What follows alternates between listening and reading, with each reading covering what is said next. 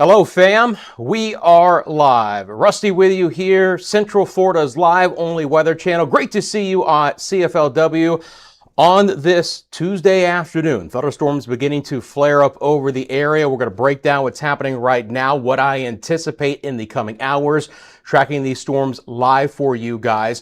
As always, CFLW is sponsored by the Lean Law Firm of Central Florida, your hometown homeowners insurance attorneys. You run into an insurance claim process and it's causing you headaches, you can reach out to the Lean Law Firm. They offer free consultation and policy reviews. You got nothing to lose. You can call the number on the screen or scan the QR code. It'll take you to their website. Again, we appreciate Lean Law being a sponsor of the channel. Great to see everyone on this Tuesday. Thunderstorms are beginning to flare up across a lot of the interior and the East Coast. And this is a day I thought we would get ahead of the action because this is an afternoon that I do anticipate as we go deeper into the mid and late afternoon hours, thunderstorms are going to become more widespread. They're going to get on the stronger side. There is going to be the opportunity for some strong and severe weather for the remainder of the afternoon, potentially early evening hours.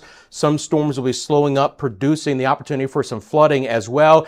And these storms are going to be fairly widespread for today. I do expect these storms to cover up a lot of the area as we move into the afternoon. Now, there will be a couple of spots that I'm going to be favoring here, and we're going to get into all that here in just a second. First thing I want to give you guys is the lay of the land. We do have one special weather statement storm in effect right now for Osceola County. It's in the southeast side of the county right now, just north of the Yeehaw Junction area. Kenansville, one of the areas that will be impacted by this. This storm is moving off to the northeast at around 10 miles an hour. So it's our one stronger storm across the area, but just in the past 15 or 20 minutes, thunderstorms are beginning to flare up across the I-4 corridor and just off towards the west. And all this activity will be working its way east through the 4 and 5 o'clock hours. The East Coast sea breeze has moved inland a little bit, especially in Brevard County. And the interaction of our storms in interior locations and towards the East Coast is going to likely fill in the radar between I-4 and I-95 in the coming hours. We could get some slow, erratic movement with some of these storms. We could produce some locally heavy downpours. 2 to 4 inches of rain is not out of the question.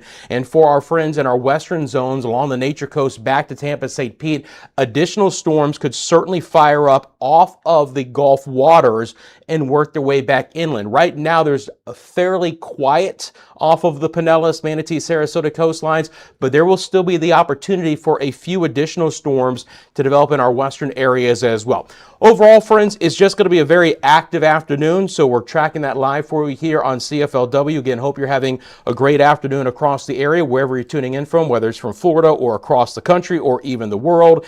As I've mentioned, we have our live camera network here. Let's take a look at some of this. Now, we're going to start to see these cameras get impacted by these storms that are moving over portions of the Metro Orlando area right now. So these are going to be some very active cameras to monitor as we move through this 4 o'clock hour. Live look outside to the southern sides of Metro Orlando. This is the Sand Lake area. We're looking south and west. The thunderstorm moving through that area right now. Of course, another situation is we're heading towards 4 o'clock. It's going to be drive home time across Central Florida, Tampa, St. Pete, the Orlando metro area. So we're going to get some heavier thunderstorms and some reduced visibility on area roadways. You know, anyone who's out and about right now, give them a heads up. These thunderstorms, again, will be getting fairly organized fairly quickly, and they're going to become pretty widespread in a short amount of time. So I do anticipate a lot of the Orlando and I-95 drives to be impacted by storms for the drive home. It'll be spottier. You get back to 75 and 275, but certainly the opportunity. Again, good downpour right now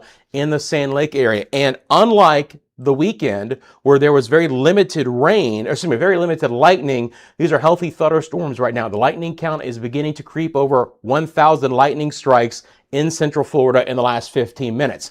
That was our southwest facing Sand Lake camera. We have another camera facing south and east. We call this our Epic Cam because it's looking basically directly towards the Epic Universe theme park from Universal, just in the background of this shot. And there comes the rain and the downpours here across the Sand Lake area. So the bottom line is this is a healthy thunderstorm in the southern side of the Orlando metro area, which is developing. It's becoming much more widespread and kind of just, again, beginning to flare up fairly quickly at the hour. So if you do live in these areas, areas. Thunderstorms are on the way. Winter Garden as well. Thunderstorms in portions of Lake County. Everything's moving off towards the east, just like it has been the last week or so, guys. Nothing has really changed as far as that goes. There's been some differences in how things are going to be playing out here, but we're still not under just a traditional sea breeze pattern. We still have a mid-level cutoff low in South Georgia, which is feeding in moisture from the eastern Gulf and aiding and enhancing our sea breeze thunderstorms. So again, unlike the weekend, the lightning count is beginning to pick up here. So from the 429, Hamlin area, Windermere, Lake Butler, Bay Hill, Dr. Phillips, Metro West, on over towards Millennia, Oak Ridge, Tangelo Park, Sky Lake, Edgewood, Pine Castle, Belle Isle. We'll check in with our Conway cam. You can see that there in the bottom left-hand side of your screen. Again, this is a solid thunderstorm continuing to get on the stronger side as we move closer to 4 p.m. Additional stronger storms are developing across 27, the Turnpike, and 50 in Lake County. That's a healthy thunderstorm just north of the Claremont area, Mineola. You can see there in the reflectivity, we're up to the pinks here. So again, these thunderstorms are evolving fairly quickly. And the big threat with these today are going to be winds of 60 miles an hour and maybe up to an inch size hail. That would be with any thunderstorms that try to develop across all of Central Florida, be it the West Coast, interior, or east. My concern about any slow-moving storms and flood threat would mainly be across I-95. The storms right now will likely have some decent forward speed off to the east, but as they encounter the East Coast sea breeze, that's going to put the brakes on those storms, and that could lead to some slow, erratic movement and some healthier, long-duration downpours there. Thunderstorms continue to develop north of where we have our special weather statement storm. Harmony, Holopal, then back into portions of Brevard County. Special marine warning already issued here. Thunderstorms beginning to flare up. I'm going to switch over to the Melbourne radar. Now, that was out of the Tampa radar. You saw the storms are right over again the Melbourne radar in the airport. This is what it looks like from the Melbourne radar. The bottom line is from Suntree, O'Galley, Melbourne, June Park, Palm Bay, Malabar, storm flaring up in your area. Look for winds to be easily 30 to 40 miles an hour from time to time right now. And as these storms pulse up, they're likely to produce even stronger wind gusts than that. Okay. That's the scenario right now for you guys. Again, we're ahead of these storms for today. I do believe that they're just going to continue to get on the stronger side. Locally heavy downpours here that'll be moving through. It will be a little bit drier, relatively speaking, along the West Coast, but it's not as if from Cedar Key and Crystal River back down to Clearwater, St. Pete, Tampa, we're not going to get some storms to emerge as we go through the afternoon hours. I do expect there to be a little bit more concentration, especially early, interior, and east, but we're going to get some thunderstorms in some of those areas as well. Let me jump into the chat for the first time. So hello to everyone. I hope everyone's doing well. Good afternoon to Farah. Thank you for tuning in again. Thank you for being a member of the channel and one of our moderators as well. Hey, Razia, good to see you. Hello, CC. Melbourne getting angry right now. Yep. So thunderstorms are beginning to develop in the Melbourne area. Give me just one second. There's always so many little things for me to do. Let's see here. Hopefully, there we go. That's Rusty's. All right, let me see here. This should hopefully work now. There we go. Farrah says good afternoon to everyone as well. And again, CC says it's beginning to get angry in Melbourne too. All right, appreciate that, guys. Keep it coming. Hello, Therese. Rusty, sunny here in Kissimmee. Surprised to see you. Don't be surprised, right? Just because there's not a storm over your area yet, Therese, doesn't mean that I'm not going to be on, because, again, this is about what's happening now, but what I also anticipate to happen in the near future as well. And as I've been talking, again, they've already issued another special weather statement. Again, these storms are likely to begin to flare up in the next hour or two. So here we go. New special weather statement for the areas that we were looking at in Brevard County. This is the Melbourne area over towards Indian Harbor Beach, Satellite Beach, Palm Shores, Suntree, Pineda. I want you to notice something, guys. The movement of this is likely to basically be zilch, all right? This polygon is likely, I haven't even looked at it yet, but it's likely to just talk about either a slow movement north or basically stationary stationary right now. The movement is going to be north at 15, so a little bit more forward speed, but it's not exiting the coast. It's not as if this storm, because it's developing along the east coast sea breeze, it's not as if this storm is just going to exit stage right very quickly. This is a storm that's going to be sitting over US 1 and I-95 for the coming 30 to 45 minutes, if not even longer. Again, winds of up to 50 miles an hour, the primary threat. I can't rule out some hail out of some of these storms, but your most widespread potential is going to be winds of 50 to 60 miles an hour. And again, along the East Coast, as these storms don't have much forward speed and or they're just not moving away from any one area, they're just more developing than anything. This is where we could get 2 to 4 inches of rain across the region. So now we have 2 special weather statement storms. Storms continue to flare up again over portions of central and southwest Orange County. That storm is getting healthier over the eastern sides of Lake County. A couple of scattered showers north on I-4 towards Sanford, Deltona, Orange City, DeLeon, DeLeon Springs. This will all be making a run through Volusia County, and additional storms flaring up back into Flagler County as well. Hello, Plant City. Greeting from the Villages, Bald Russ. Good to see you. Appreciate the kind words, everyone. Hey, Mushkipotamus from the Villages. Good to see you. Appreciate everyone coming in and saying hi, letting me know where you're viewing from. I do appreciate that. It gives me a great idea of who's viewing from where, because down the road, storms, you never know. Something flares up in an area, you'll be like, okay, wait a minute, we have a viewer who's been participating in the chat for the Villages. Let's check in, see what's going on there. Hey, Courtney, good to see you. Thundering here in Cocoa. Stay safe, everyone. Hello, Desert Rose. Good to see you as well.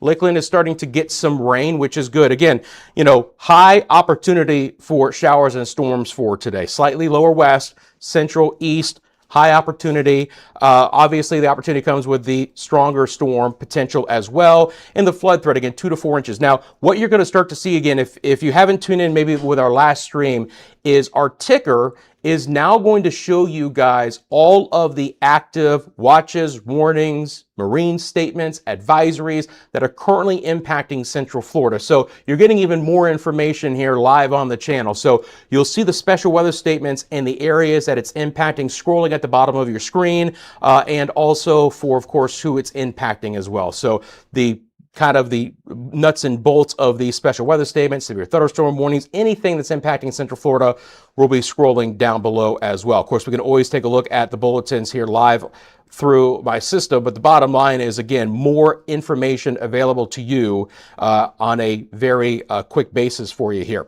Want to check in with this winter garden camera real quick. This is looking at the storm from Lake County moving into the western sides of Orange County. If you guys do live in the western sides of Orange County, that's a healthy thunderstorm developing over the Claremont, Montverde, Mineola areas. And again, movement there is going to be off towards the east. So this storm is going to run over this camera. Again, this camera is looking back off towards the west. We'll check in right now with what's happening in the Disney area. It has been a wet mid-afternoon here. Thunderstorm has moved through. Right now, generally overcast skies. But again, the problem is there's a lot more lightning with these storms today than what there were over the weekend. So, you know, we got away with some quick passing showers and tropical downpours out of the weekend, but now we're back into a little bit more unstable environment, more heat of the day as well. Boy, good. I was outside for about 3 minutes this afternoon, and that was 3 minutes too long. Boy, the humidity is a big story right now. So again, tracking all of your storms across Central Florida with our live camera network. Great to see everyone again on this Tuesday afternoon. Central Florida's live only weather channel. You want to do me a quick favor, hit that like button for me. If you haven't hit the subscribe button, do so as well. You got a question about the forecast, feel free to drop it in the comments section below. Of course, love to hear from you guys and where you're viewing from. Our moderators will continue to monitor the chat as well, and they are my eyes and ears. So for the 4 o'clock hour, as we move into that, we're going to continue to see storms through portions of Metro Orlando. Again, a fair amount of lightning with this activity right now, about 150 to 60 lightning strikes in this view. So these are hotter storms right now. Make sure you're careful. Get back indoors. When thunder roars, you head indoors. Say it all the time, but it's not a misnomer. Just heed that advice. You want to give yourself 30 minutes between the last clap of thunder and getting back outdoors. This activity that's kind of situated over the central sides of Metro Orlando, not really moving very quickly. The storms here firing off across 27 up towards 19 and the Turnpike, Montverde, Mineola, Clairmont. Again, pretty healthy storm. Even the opportunity for some hail out of this right now. Have to monitor that situation. But again, these storms are pulsing up strong enough right now where at least some moderate sized hail is not out of the question. Let's try and keep it under 3/4 of an inch in size. Let's keep it under the nickel or the quarter size. We don't want any damaging hail produced out of this. Again, our sea breeze is more active along the east coast for today. Look at the storms beginning to line up now across 95, Suntree, Pineda. So we're talking about the Pineda Causeway, up towards Wickham Road and Fisk Boulevard, up towards VR North. Everything is just basically building to the north right now. I'll put this in the motion for you guys just over the last half hour. But you'll see that in just a half hour's time, things have flared up fairly quickly across this region. And movement is, again, if anything, north, maybe north and east. You can see there's a little bit more of an east movement here, but certainly everything's also pulling a little bit more north as well. Additional rain is beginning to fill back in. This storm pulsed up, produced some stronger weather in the southern sides of Osceola County. And although there's still technically a special weather statement down here until 4:15, that one is not producing any additional stronger weather. But clearly now we're starting to see more line up northeast sides of Osceola County. So these could make a run back into the northern sides of Brevard County. If you live north of this special weather statement in Brevard County, storms are beginning to develop over your head, A, but B, look back down south and west, and some of these could make a run up towards Cocoa, Port St. John, the Cape, Merritt Island, Titusville, and Mims. Again, stronger storms right now over Clairmont on over towards Orlando and Ocoee. A little bit quieter at the hour along the west coast. I'll switch over to our Tampa radar right now. Now, you can clearly see, look at all of these special weather statement storms in activity all the way back down towards the Miami area here. So we just have more juice in the atmosphere for today. All the heat, all the humidity, helping to fire off these stronger thunderstorms. And again, going to be some slower movement along the East Coast. Let me jump back in.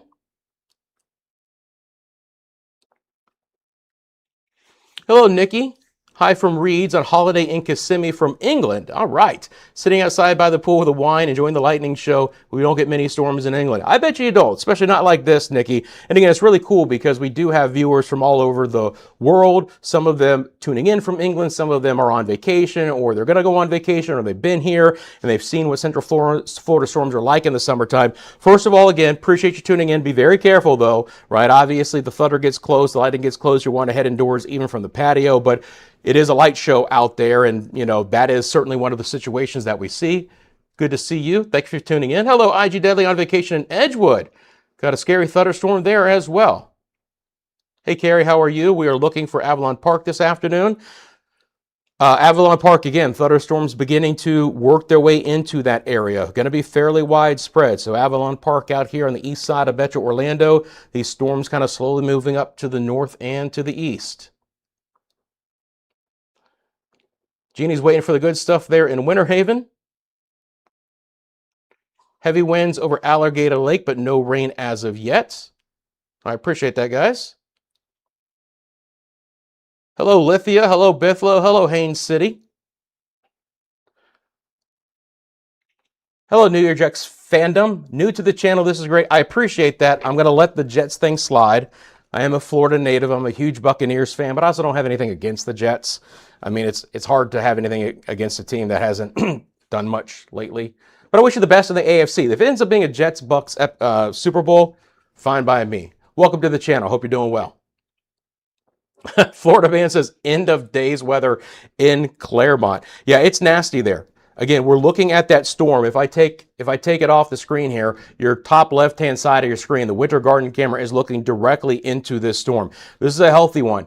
A little surprised we don't have a special weather statement on this as of yet, but it's likely close, teetering on that criteria. Let me take a look at the winds out of this storm right now. See here, are we looking at the Tampa radar? We're looking at the Tampa radar. I don't see much there. Let me switch over to the Melbourne. Again, if you tune in over the weekend, we hardly had 100 lightning strikes in this view. Now we have nearly 1,000. So we're 10xing the lightning today. No, it's not the 3,000 we had early last week, but obviously a little bit more impulseful storms. There's some decent wind right now, right along the turnpike, southwest side of Lake Apopka, going to be moving again northeast. So this storm is likely to move right over the brunt of it, the worst of it, likely to move right over Lake Apopka. Always an interesting feature there. Remember, Lake Apopka is a large enough body of water where it kind of acts like a mini, sea, if you will, or a mini river. So you can get a little bit of spin with some of the storms as they come from the friction of the land to the frictionless large Lake Apopka. So it's always interesting to see a storm, especially one that's getting stronger, moving over the lake. I don't see any rotation whatsoever right now, but it's not going to surprise me if there's at least some broad spin to a little bit of this right now. Again, the atmosphere is not extremely conducive for any of that for today, but it's always not zero here in Central Florida. As you guys know, along the East Coast, from time to time with these storms, we get some water spouts, if nothing else. Yeah, Carrie, again, scattered storms in Avalon Park for today. Would expect there to be the best opportunity in the next couple of hours, and then the storms move a little bit east of you as well. But you can clearly see, look at this. You have some lightning strikes right now in an area that's pretty devoid of any actual reflectivity. So called bolt from the blues, right? You can have lightning 10 plus miles away from the parent thunderstorm. This is obviously building a bit over Lake Buena Vista, but again, there's a little bit more lightning south of where the highest rainfall is right now. So don't be fooled in this environment. There can be a fair amount of lightning well away from where some of the worst is falling. We'll go to our Conway cam right now. Storm not as strong on the northeast side of Metro Orlando, but beginning to build that way, so we can catch that from our Conway cam. Again, if you live in places like Oak Ridge or Holden Heights, on over towards Metro West right now, as far east as the Conway area, this is the storm that is beginning to impact your area at this point in time. Back over to the Sand Lake cameras. Again, just when I came on, we had that good thunderstorm that rolled through. Right now, that one has lifted to the north and to the east because these cameras are looking off to the south. We're not seeing as much, but there are still some dark bases and low bases and a lot of turbulence in the atmosphere with these storms. This is going to be impactful activity across I-4, 429, 417, 408, Metro Orlando for the drive home. Again, enough heavy rain ponding on the roadways, not out of the question. Visibility will be dropped a little bit for you guys as well. So please keep that in mind if you are going to be out and about in the next little bit for us here. Just a good idea to probably, if you can, let these thunderstorms move through. Now, a lot of folks are going to be wanting to head home at this time, and I absolutely get that as well. 4 of our cameras here at CFLW monitoring these stronger storms moving through Central Florida at the hour.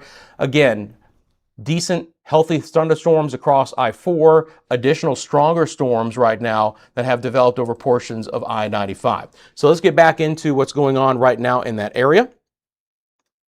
And if you guys do live where this storm is impacting you here in Brevard County, jump in the comments section below, let me know what's happening. Again, special weather statement. It's going to go until 4:30.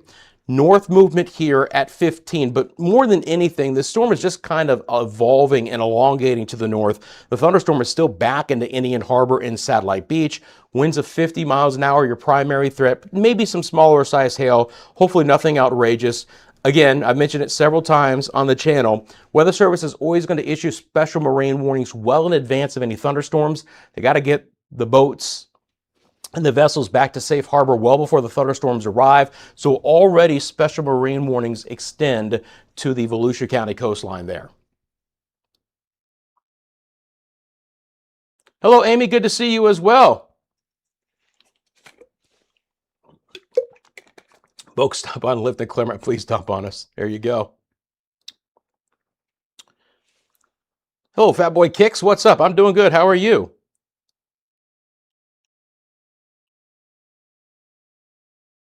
Hey, Michael.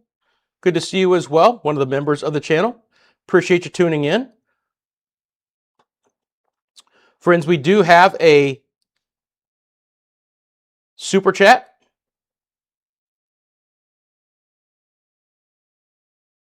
Stand by for that. Again, always going to shout out our members who come in with a super chat. So I want to shout out Peb Metz. seems to be a common theme on our streams, and I appreciate that. Thank you very much, PebMeds. Hello from Titusville. Had a few light raindrops, easy for me to say.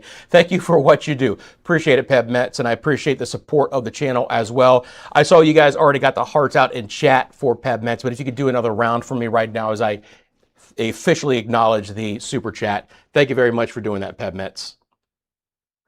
And thank you for the report as well. Hello, Marilyn. Good afternoon to you as well. Thank you for tuning in, saying hi to everyone in the chat.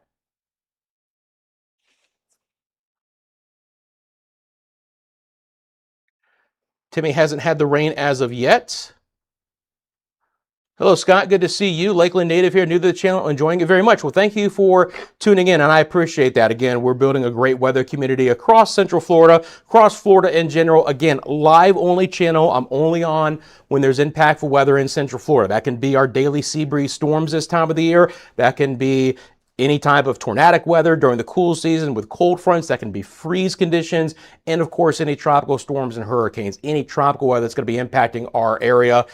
Pretty much all of Florida. I'll be on covering that. If you guys remember from a year ago, I covered Helene and Milton live, and those can be some, extensive marathon, live streams. But again, I come on when the storms get going. We track them together. You guys are a big part of this channel. The interaction is the key of this. Obviously, we have a lot of technology here. We're hoping you're enjoying. We have a lot of our live cameras, and we continue to add to those. But you guys really make the difference to this channel. So again, thank you so much for jumping in the chat and let me know what's happening in your area. Again, the likes and the subscriptions obviously help the audience of the channel as well. Boy, just like the last stream, we're going to get another good storm coming right over this winter garden camera. Again, this is a very classic scenario. You get a really low base, right? You get the old SLCs, the scary looking clouds. I'm monitoring this. No rotation out of anything, but that is a very low base to that storm that is beginning to work its way into the western sides of Orange County. So this is going to impact places like Oakland and Winter Garden and Ocoee and the Hamlin area there down the 429. So if you do live in these areas, you get the live look, you get the situation, the scenario before it arrives. This is the storm that's coming in. That's a impressive storm. It's a rowdy storm. Again, technically not a special weather statement out of it right now, but this is a storm I would not want to be out and about in at this point in time. Oh no, did we freeze?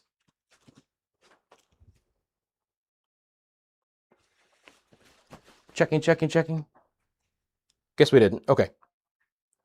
Just want to make sure for some reason it wasn't moving over. Yeah, I'm just going to keep on to this shot right now, guys. Look at that storm coming in right now.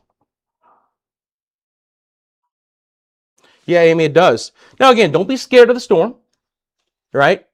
We're not scared, we're informed. But that is a really solid low base. Now, you notice it's nice and flat. For anyone who doesn't know, I was a meteorologist in Oklahoma City for 7 years, okay? Tornado structure, anything like that, I'm very fully versed on, all right? Born and raised in Florida, I was a television meteorologist for 25 years. I have worked around most of the country. There's not a lot I haven't seen, all right? No reason to hype up anything. I can tell you exactly what we're seeing. It's just a nice low base to that, but it's nice and flat too. I would be a bit more concerned out of this if we had any kind of broad rotation that you would see a little bit of a spin, or if some of those feeder clouds, even what we call a beaver tail, would be feeding into that lowering. That would show that the lowest rotation with that cell would be picking up intensity a little bit more. But it's a neat shot right now, right? I'm going to come back to this here.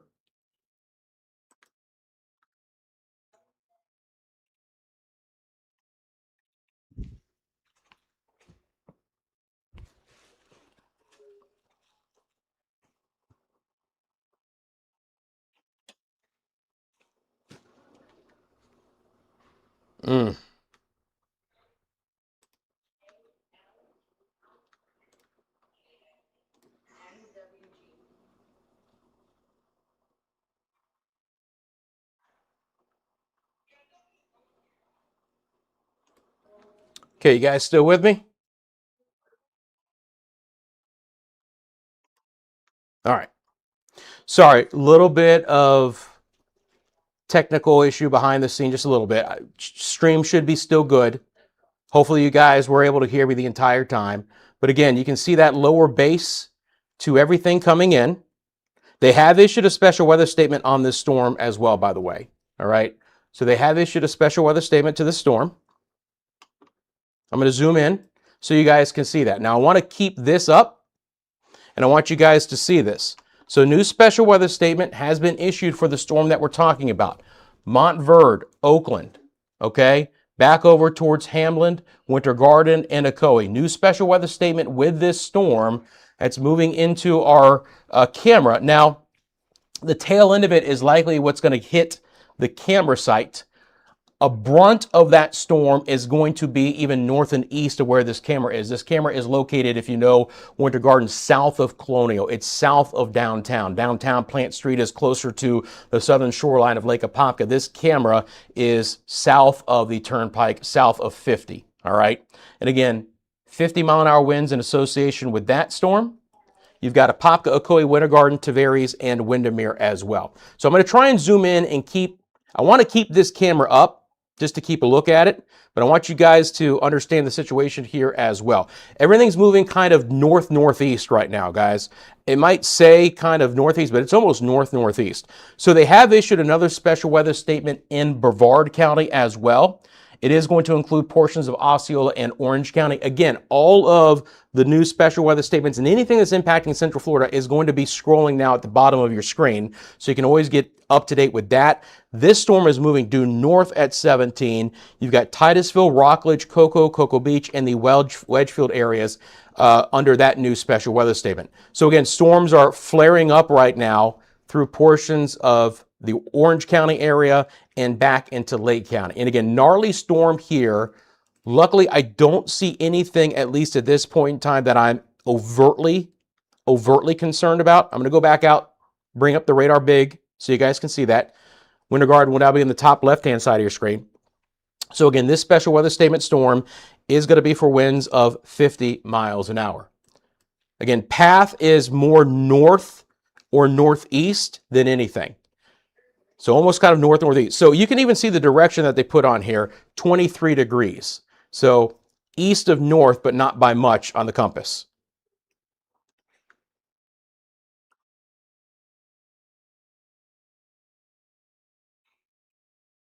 Hey, KT Joe Nitz, good to see you.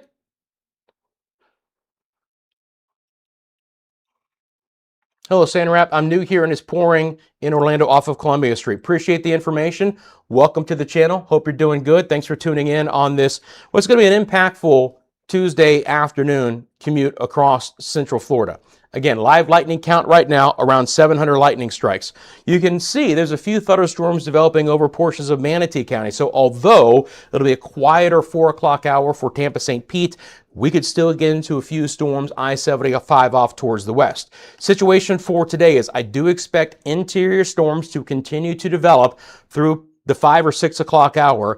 Generally speaking, they will have some east movement to them, and eventually they'll continue to work their way towards the east coast, where the east coast sea breeze has nudged on shore. And then once these interior storms interact with our sea breeze, we're likely to get slow and erratic movement to some of this activity, and that could produce some locally heavy rain and a flood threat of 2 to 4 inches of rain through portions of the I-95 corridor. Obviously, I talk about this on the streams. When these storms begin to just develop, it's the severe weather threat. Down the road, after a couple of hours, it turns into a potential flood threat for some areas if these storms just continue to, persist in those areas over a few hour time frame. So again, this special weather statement is for Brevard County and Osceola County and Orange County. Strong thunderstorm impacting northwest Brevard, southeast Orange, northeast Osceola through 5 o'clock, next 40 minutes. Winds of 50 miles an hour. Strong thunderstorm near Cocoa, moving north at 15. Titusville, Rockledge, Cocoa Beach, and Wedgefield, some of the areas, but there are even more than that, as you guys know. I'll zoom in. It's Sharps, it's Port St. John area, and it's up toward the Indian River City area included in this, portions of Merritt Island as well. You guys know there's plenty of sensors here in Brevard County because of all the space activity. So I'll always look into these local storm reports to see if we've had any winds being reported as of yet. Nothing here so far, but I'll be monitoring that situation. One down in Vero Beach, by the way, earlier. It was a decent thunderstorm there. They had winds of 52 miles an hour if you live in Vero Beach. We don't have what's considered to be an excessive rainfall risk for today as we did late last week. So these are going to be more localized thunderstorms that could produce areas of flooding rather than the widespread threat that we had last week with that stalled boundary to our north. Some of northwest Citrus and coastal Levy counties had up to 20 inches of rain last week.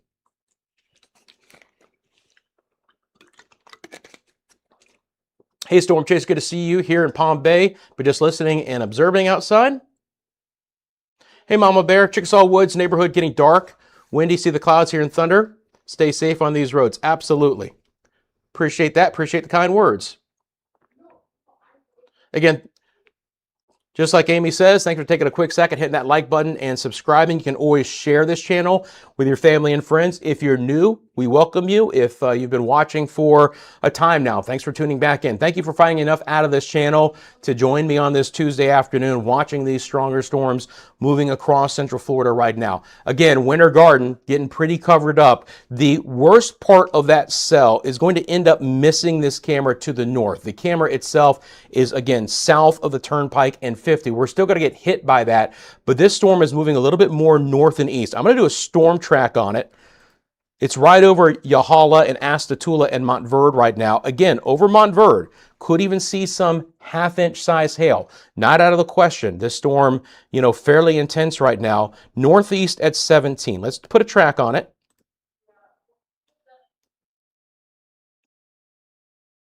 Oh, this is going to drag with me. This is interesting.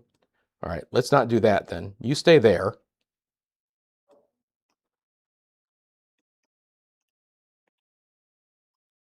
Let's try this again. There we go. I'm going to do this in two chunks. I'm going to do the special weather statement chunk and then what's actually happening over Orlando right now. So northeast at 17. So the special weather statement part of this storm, if you will, is moving northeast at 17, going to impact these areas. Tavares, 427. Oakland Park, 434. The Apopka area, 434 as well. Let's call Apopka right around 430 down to Kelly Park Road on the 429. Mount Dora, 440. Eustis, 443. Wekiva Springs, 451. Mount Plymouth in at 458. So again, storm that's going to be moving into western Orange County, right? Near the 429, 441, places like that. And if you don't know, if we ever need to, I can zoom in and we can literally go to the second based on storm movement and where it is right now, exactly where it's going to cross. So again, 441 northwest side of Apopka at about 437 in about 14 minutes there. Wekiva Springs, again, right around 450-ish area. And again, down towards Forest City, somewhere around 446. So that is the, if you will, strongest part of this special weather statement, but additional activity is kind of lingering here as well. I'm going to give you a storm track on that one because that's going to just continue to move north into central and the northern sides of Orange County and then into the southern sides of Seminole County. So again, yeah, it doesn't like me doing that much. I can't do too many curves or it thinks I'm done drawing. So we're just going to do kind of more one like this. It'll work. And again, northeast at around 15 to 16. Put that on the map. All right. I would expect, again, this part's not special weather statement, but it's still 30 to 40 mile an hour winds, torrential downpours, reduced visibility, heart of Metro Orlando, heart of the drive time home. Goldenrod, 424, same thing for Maitland. So right now, Forest City, 429, Altamont in at 432, Wekiva Springs and Castleberry, 439, Longwood, 444, Oviedo coming in at 445, and then we have Winter Springs, 446, and 514 in Sanford if it were to last that long. Now, Winter Garden beginning to feel that storm. Take you to the camera right now. Cover it up in Winter Garden. Again, reduce visibility. Here comes the rain. Here comes the thunder from that camera. This is the weaker part of the special weather statement here. You can see at the bottom of your screen, a nice wind gauge, if you will, is going to be that palm tree. It's blowing around a little bit, but we're not going to get the 40s to 50s in some of the northern areas of this special weather statement. But still, solid storm there, moving through Winter Garden, ponding on roadways, enough rainfall in a short amount of time where you could get some low-lying areas to pick up a little bit of flooding.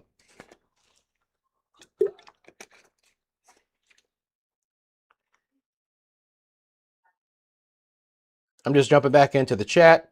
Again, appreciate our moderators as well. Any kind of fan funding or any support like that, just make sure you give them shout outs. I'll always try and pick it up. But again, as you guys know, I can get very focused on a storm and sometimes I might miss something. So I appreciate our moderators, again, being my eyes and ears. And if anyone supports the channel by becoming a member or special super chat or anything like that, I do appreciate our moderators giving the props.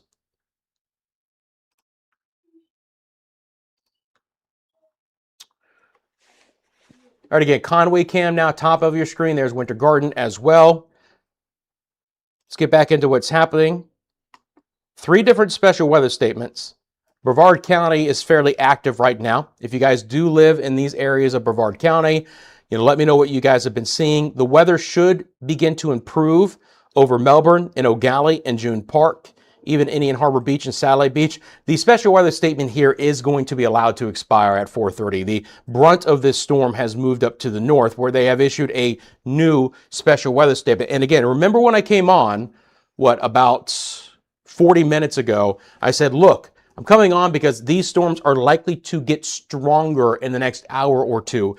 And we're starting to see these special weather statements pick up in intensity. Now we have a special weather statement right here with winds of up to 55 miles an hour. Thankfully, at this point, it is in relatively rural areas, far northern Osceola County, about ready to cross the border, but down the road, it could move across the beach line and hit places like Wedgefield Park and Wedgefield and Avalon Park. These are areas that are under this special weather statement storm, moving north at a 13 degrees, so on the compass, 0 or 360 is north, so it's just east of northeast for sure. But again, 55 mile an hour winds. Wedgefield, Avalon Park, Bithlow, Alligator Lake, and Pine Grove. Does go for the next 48 minutes until 5:15. And again, you will see all the information scrolling at the bottom of your screen for all of the impactful weather here in Central Florida.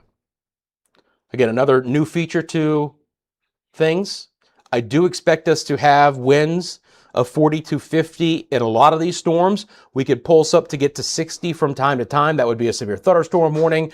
And also we could see some hail, maybe up to an inch in size. I hope most of it is a ½ inch or less. The flood threat is likely to be higher today across I-95.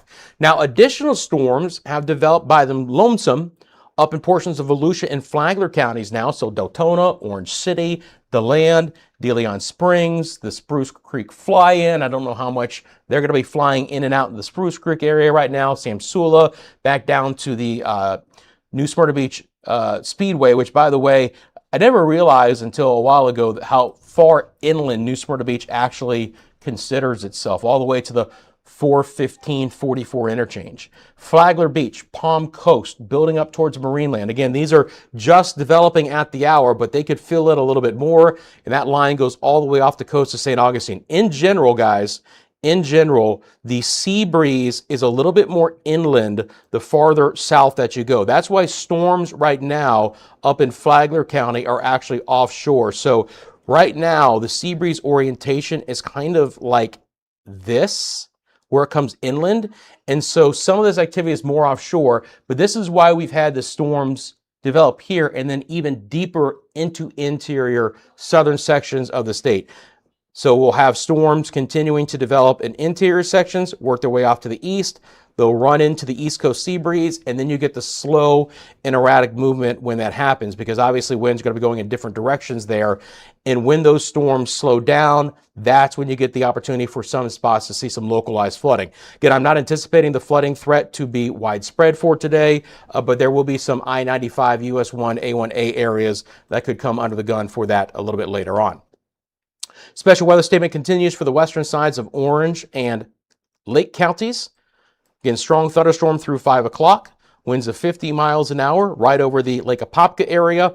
Moving to the northeast at around 15. Gusty winds could knock down tree limbs, blow around unsecured objects. knocking down tree limbs, could knock down some power lines. So power issues always come with the threat of winds of 50 miles an hour. Again, Apopka, Ocoee, Winter Garden, and the Windermere areas. Let me jump back over to the chat. Again, appreciate everyone tuning in. Good to see you, Blue Goose.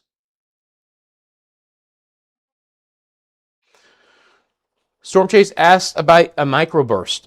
Absolutely possible, right? So a microburst or downburst winds coming out of these thunderstorms, a wet downburst or a wet microburst is what mainly is producing the strongest wind gusts out of these storms. So you have a little bit of drier air, the mid levels of the atmosphere comes back down, pushes these thunderstorm winds out at the surface, and that has been the leading factor, if you will, to get some of our stronger wind gusts during the last few days. I'm going to throw on, by the way, the wind gusts here. So these should pop on too. See if we're picking up anything right now. Here we go. Not horrible. Melbourne 25, Merritt Island 21 so far. We haven't had a lot run over our automated reporting centers, but again, if you have been impacted by these storms, you want to estimate what you're seeing in your area, you know, the strength of the wind, how much rain you've had. Love that as well.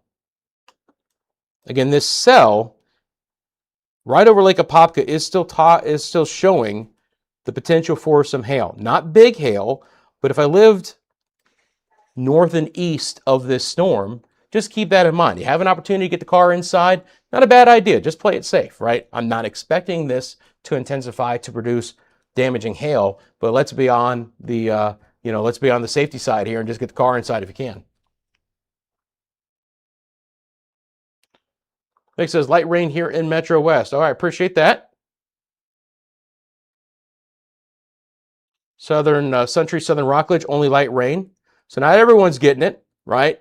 But again, where we have these storms, they're fairly rowdy right now. Blue Goose, good to see you, my friend. I hope you're doing well up in St. Augustine. I know you have some sights on what's happening in Cocoa, about to get some activity, it looks like. Now, again, we tracked this storm before they put a special weather statement on it because I knew that one was getting stronger, but we now have a new special weather statement for basically downtown Orlando and then right up I-4 to Lake Mary, Sanford, Lake Monroe, across to St. John's. Not a fun time of the day to have a thunderstorm like this moving right up I-4 in the Metro Orlando area. So let me give you the details on our new special weather statement. It goes until 5:15. Movement is northeast at 17, 50-mile-an-hour winds. Orlando, Sanford, Apopka, Altamont Springs, Winter Springs. Obviously, many more areas than that, but some of the bigger populated areas. The bulletin from the National Weather Service office, again, 50s, gusty winds, down tree limbs.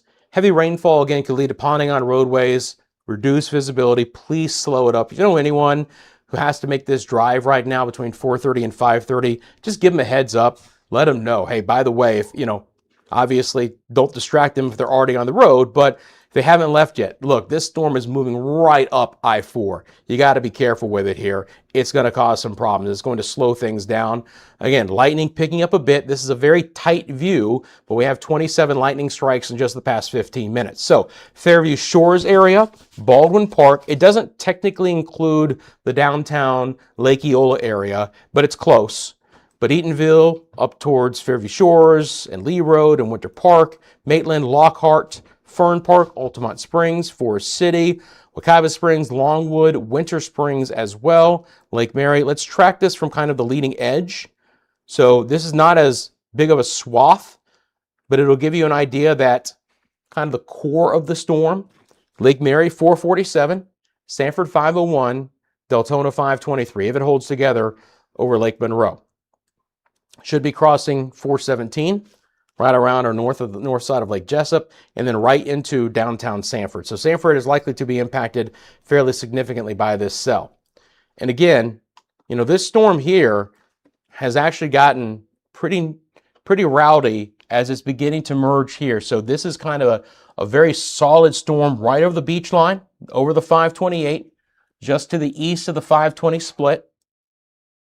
So coming back into I-95, Port St. John, my friends who live in Port St. John and Sharps, again, here and west, that's a healthy thunderstorm over your area. In this view, If you want to compare it, right? I was talking about 25, 27 lightning strikes being a lot. This is nearly 200 lightning strikes in the last 15 minutes. A little bit healthier along the East Coast right now.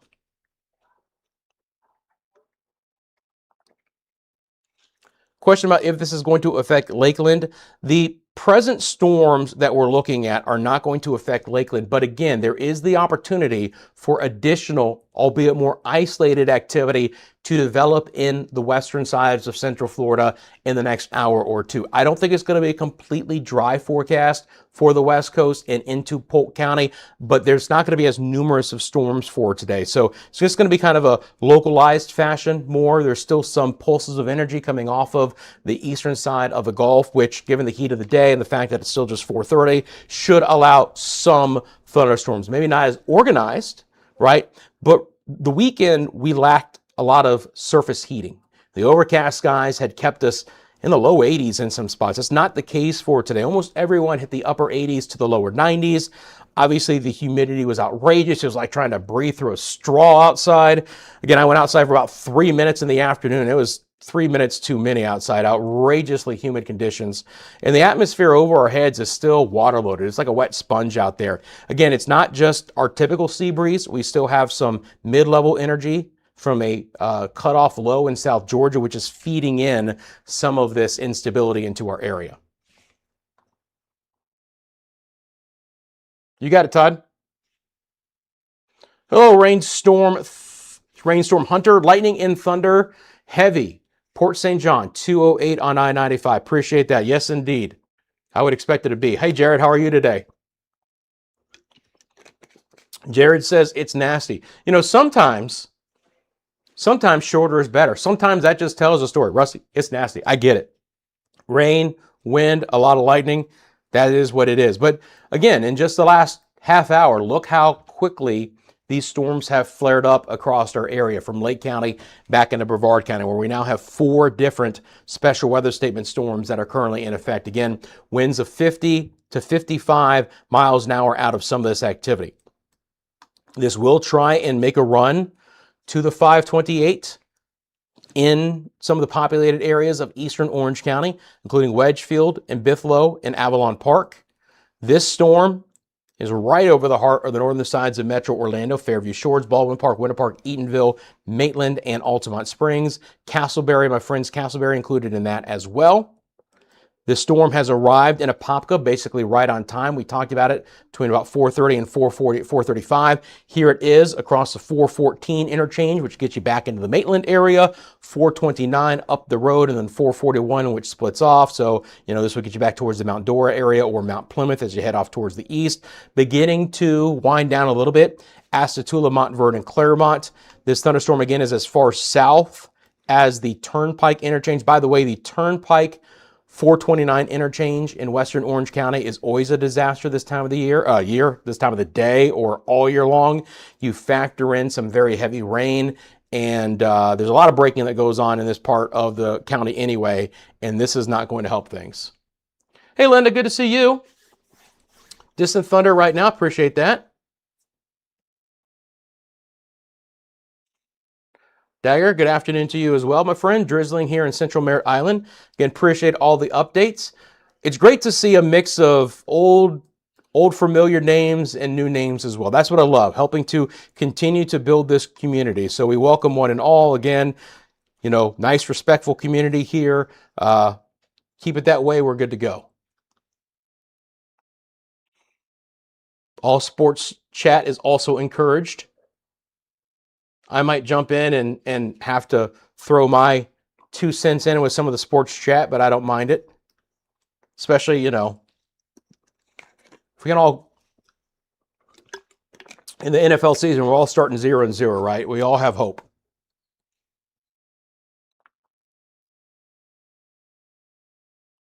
Hello, John the Beagle Dog. Well, good afternoon, everyone. We have rain. Ain't no way I'm walking the dog right now with the lightning and cracks of thunder. Smart idea. Smart idea. I mean, by the way, John the Beagle Dog, Dad, I don't know if you have tuned in, but we have a new member of the McCranie family here. We have a 9-week-old golden retriever, and I know that we've been having to dodge the storms to bring her out and, you know, potty train her as well. So I'm with you on that. And her name is Sassy, and she is the newest member of the Storm Squad. So if you want to become a member like Sassy, hit the join button. And from time to time, she'll probably make an appearance on the channel because, you know, kids and animals, right? Always helps out with viewership. Cheryl, good afternoon to you as well. Clouds are increasing in Palm Coast and Matanzas. Indeed. So again, now we have 5 different special weather statements, guys. And storms are building in Volusia and Flagler County coast as well. Just more activity. Let's get into the newest and now largest special weather statement. So this continues the propagation of this storm, northern sides of Brevard County, up into the very southern sections of Volusia County. But it's mainly northern Brevard, Port St. John, Indian River City, Titusville, Mims, Playa Linda Beach, the Haulover Canal area, Wilson, the Merritt Island Refuge area there. Let's give you the details. Titusville, Wedgefield, Port St. John, Christmas, and Mims, north at 23. And even that north is now 9 degrees. It's almost due north. This storm is basically riding right up our coast right now. Look for winds of around 50 miles an hour. It's a very long and large special weather statement. It goes for the next 50 minutes. It's going to take you now until 5:30. So deep into the 5 o'clock hour, we're going to have this new special weather statement storm. So again, 50-mile-an-hour winds there. Let's check our local storm report, see if we've had any reported yet. Nothing yet. We'll see the blue icons for wind. If there's any hail, it'll be yellow. If there's any flooding, it'll be green. Okay, so far so good. I don't think that's going to last though. Not with all this activity. And again, our live camera network across Central Florida for you guys as well. If you're just tuning in, let me give you a recap of the storms right now. Storm East Lake, western sides of Orange County, special weather statement until 5 o'clock. This storm has lost a little bit of its intensity, but it is still producing some extremely heavy rainfall right now over the Apopka area, 441, 429. Special weather statement continues until 5 o'clock. The eastern extent of this has actually what has picked up and gotten stronger right now. And there's another special weather statement storm for this one that goes for the next, let's double check this here, for the next 33 minutes. So it should be until 5:15. And that's northeast at 17. Orlando, Sanford, Apopka, Altamont Springs, and Winter Springs will be seeing this storm. I'm going to storm track that one for you guys. And I just want to double check the, all right, northeast at 17. Now, it luckily has kind of lined up very easily now. I can barely see it. There's 17. Okay. So, with this storm right now in the heart of Metro Orlando, special weather statement. Here we go.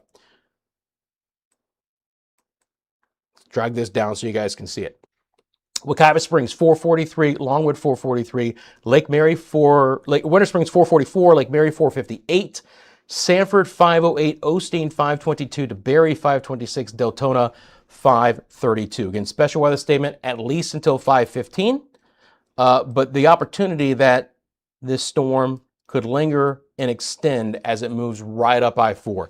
Not a fun drive home. Even out east, we're seeing some rain and storms extend along the 417 off towards the east. Little Cell has just emerged by itself. This is the environment that we're in, right over MCO. I know that we have at least one member of the channel, one subscriber who works at MCO, and we'll jump in and talk about the airport weather warnings. But likely right now, if I zoom in enough, there's only one lightning strike now, but we're likely to see a potential for an airport weather warning if this cell gets a little bit stronger in the next few minutes.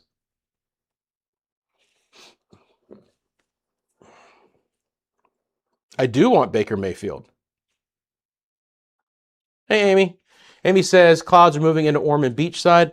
Yep, everything should be kind of moving to the north and east. Yeah, Linda, to answer your question, everything is kind of moving more north than anything right now. Eventually, they'll push east, but at least the initial movement with this is more north than anything. Slight east push, but not much. So those are the two storms affecting downtown Orlando and Orange County in general. This storm, that is the 55-mile-an-hour wind storm, has really merged with the other special weather statement storm off to the east.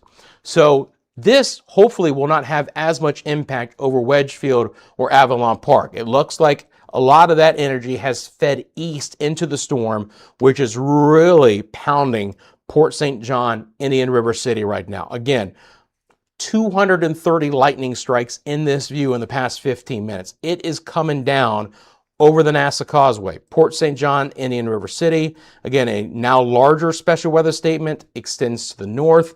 This is just some healthy storms across northern Brevard County at the hour. Out west, as I've mentioned, it's not like we're done, right? Here you go. Here's your more isolated activity beginning to try and flare up here towards the end of the afternoon hours. I'll switch over the Tampa radar. They're spotty, right? Not much to them yet, but they're just beginning to get going. Lakeland, Plant City, Zephyr Hills, Dade City. Everything so far is kind of playing out as I expected. We're going to get a few showers and storms I-75 west. It's just not going to be as numerous today as central and east. These storms could still be on the stronger side. It's still just 445, right? It's not as if it's 745 and we're heading to sunset and we're going to lose the heat of the day. These storms still have enough energy and time in the daylight hours to pulse up a bit. Kim says sprinkling in Palm Coast right now, very black to the north. Yeah, these storms are kind of encroaching into coastal sides of Flagler County. You have a few storms moving in right now and some darker areas to your north. Again, the sea breeze is more offshore the farther east, north that you go, right? So these storms haven't been able to get inland to St. Augustine and other areas like Jacksonville, whereas the East Coast sea breeze is inland in Brevard County, and now these storms are feeding into all the activity in the interior sections, and now you're going to start to get the opportunity for some heavier rain. Again, if we take a look at, we haven't done this yet so far, so let's do it. I want to look at rainfall rates. On this product, anywhere that you see blacks or blues, that's rainfall rates per hour of over 3 inches an hour. And, you know, when you get to 4 and 5 plus, these are significant gully washers with very reduced visibility. Now, there is some forward speed. Remember, if these storms were moving at a couple miles an hour, we would anticipate getting the full hour's worth of rain in one location, right? However, there is some north movement to this, so we're not going to get the full 4 to 5 inches, but to get half of that with a storm moving at around 15 miles an hour, certainly not out of the question. Not everyone's going to get this, but this would be the first spot that I would be concerned about 2, maybe 3 inches of rain in some areas, and it's coming down fast. And that, again, could lead to some localized flooding here. So first area along the East Coast to monitor in the next hour or two, just depending on how much more they get or how long that particular cell lingers over the area. But certainly we're going to get some decent rain there. We have several viewers who live in this area, so I know we're going to be kept up to date with that situation.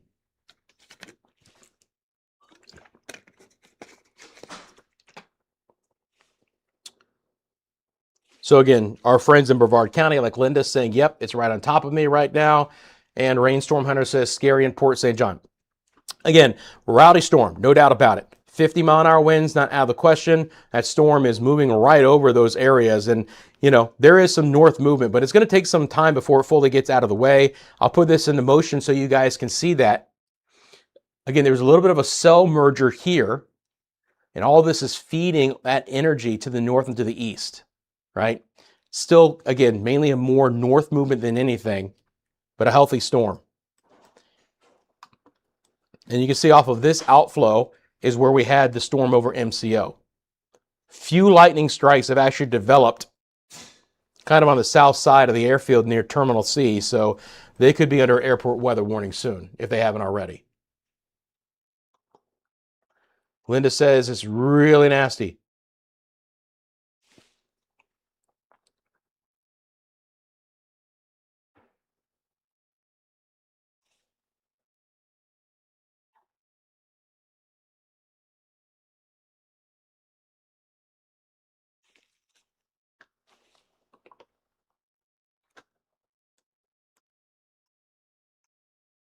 Yeah, I'm just checking out a couple things here, guys, real quick.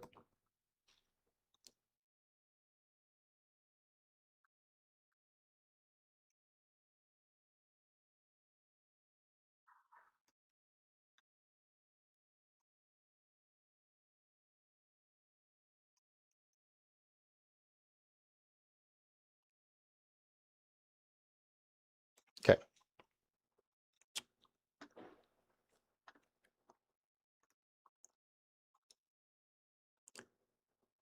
Guys, we do have a new $5 super stickers from Amy. Let's get the hearts out in chat for Amy. Thank you very much for the $5 super stickers. Appreciate that, my friend. Thanks for tuning into the channel as well.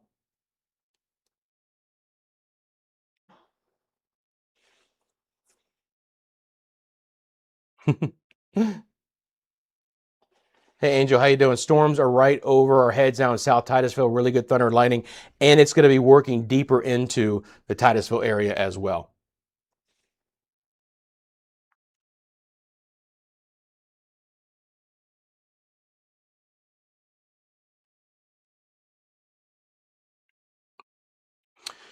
And Storm Chase, welcome to the Storm Squad. Storm Chase is the newest member of the channel here. Again, that's the join button. Appreciate Storm Chase joining the Storm Squad.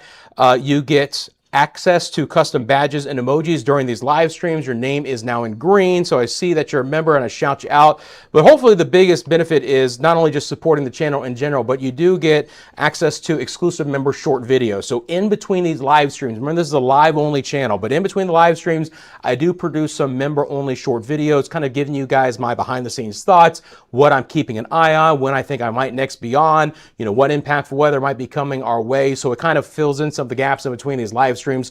So I do appreciate you becoming a member of the Storm Squad.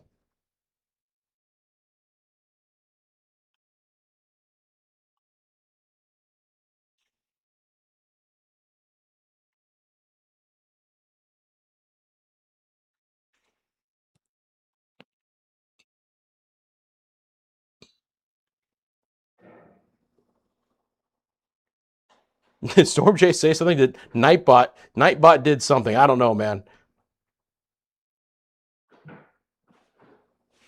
I have no idea what just happened. But anyway, thank you, Storm Squad.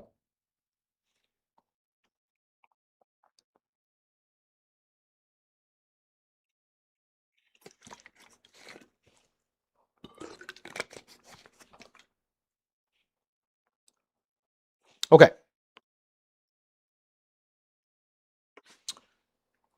My point is, I hope. Now watch me fight Nightbot. I have no idea what happened. I'm sitting here, I'm going, hey, Storm Chase, thank you so much. I appreciate that. And the next thing you know, Nightbot gets involved and who knows what's happened. Oh my goodness. Nightbot and I go way back. Oh my goodness. Nightbot helps move the conversation along, but look, I mean, it's just going to become an entity to fight. We'll work it out. You guys are way more important to me than Nightbot. All right, so if you guys are tuning in right now, that was funny. I'm like, hey, thanks. Wait a minute, you just got tagged by Nightbot. What happened? Oh, all right. Special weather statement. Northern sides of Brevard County. Next 37 minutes. Winds of up to 50 miles an hour here, guys. It's a strong storm moving through this area. Again, we have a lot of automated reporting sites here in Brevard County because of all of the space activity. We do have a 30 being reported here in the Indian River City, Port St. John area right now. That was at 447. The torrential rainfall and the lightning is a big story too. And all this continues to move up towards the north. Obviously, folks, Playa Linda Beach, Haulover Canal, want to make sure that they're back indoors right now. This special weather statement storm in Eastern Lake, Western Orange County will be allowed to expire. That storm has died a bit as it's tried to get up towards Mount Dora and Mount Plymouth. But this storm is still on the stronger side right now, continuing to move north, right across 17, up the road, Maitland, Castleberry, Winter Springs, up I-4, Altamont, across 436, Forest City, Wekiva Springs, and then back down 436 towards the Goldenrod area. Oviedo on the edge, Here's the 417 over Lake Jessup. And again, if you live in Lake Mary, if you live in Sanford, this storm is moving into your area in the coming 10 to 15 minutes.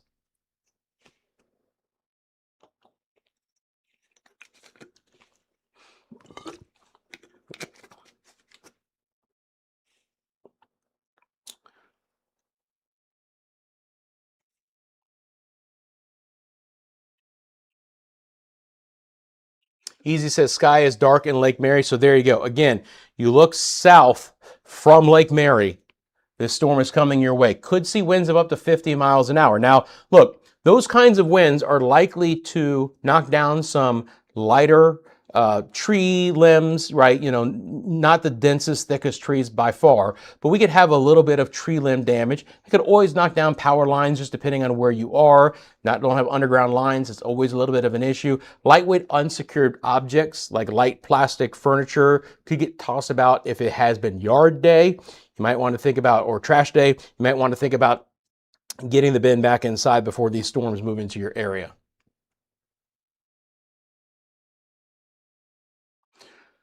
The biggest issue with Nightbot is he wants a 10% cut of everything, you know, and he tried to shank me as well.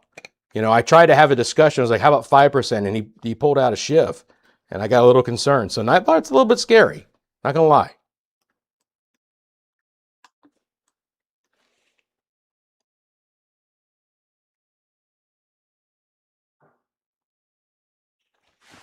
Hello from Orlando, everyone. Glad to join back in on this. I just had to ride my e-bike back home from downtown Orlando through this heavy rain and then back home. Whew. Well, those e-bikes have some good forward speed. I hope it was well. They're all waterproof these days too, right?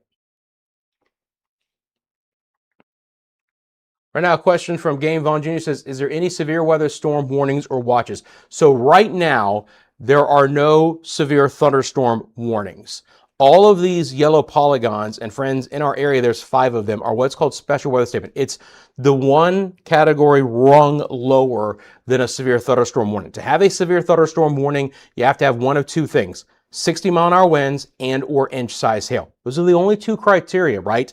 Lightning, rainfall has nothing to do with whether the National Weather Service offices are going to issue severe thunderstorm warnings. They do have the option, if a storm is below severe limits, to issue these special weather statements. It's letting everyone know there are stronger storms in the area that could still have impacts, but they just haven't reached severe levels. They haven't reached severe criteria. And promise you, multitude of quote-unquote special weather statement storms have produced a lot of damage out of this as well. So good question. A watch would be as if we thought there was going to be very organized severe weather for an entire day or a half a day, and the Storm Prediction Center, and in coordination with the National Weather Service forecast offices, issues those watches. But no watches.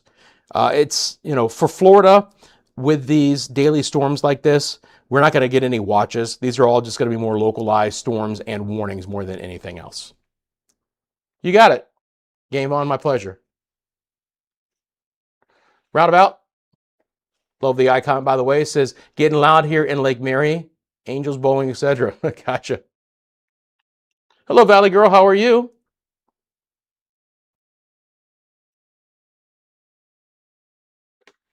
Chuliota. Good question. Check in on Chuliota. Chuliota is likely to kind of right now stay relatively quiet, right? This storm is a little bit right now off towards your west, right? The heaviest rain is certainly not over your area. You might see a little bit of low-hanging clouds. This is the outflow boundary from that, so you probably had a nice little push of wind come through, nice little cool breeze that came through the Chuliota area. We could still fill in the radar off towards the east with this boundary that is pushed east of you. But for right now, things are a little bit quieter in Chuliota. But there's a lot of activity around you, and there is the opportunity that this is just going to fill in a little bit later in the day. So for now, you're okay. But that storm west, likely to miss you, but additional activity not out of the question to cause some problems. Over MCO right now, we do have a storm that is just continuing to develop over Cimarron, over the beach line, over 417, towards Lake Nona. That one now has 12 lightning strikes. So it's just pulsing up a bit.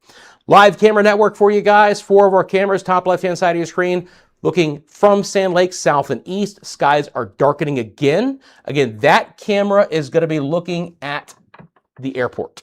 So that's the thunderstorm that is developing over the airport right now as we look back off towards the south and to the east. The Conway cam is showing you what's happening towards the coast, but on the left-hand side of that is looking to the north. It's kind of picking up the tail end of that special weather statement. So Winter Garden, again, the worst part of the one cell moved to the north, but there was some really interesting cloud coverage there a little bit earlier in the afternoon hours.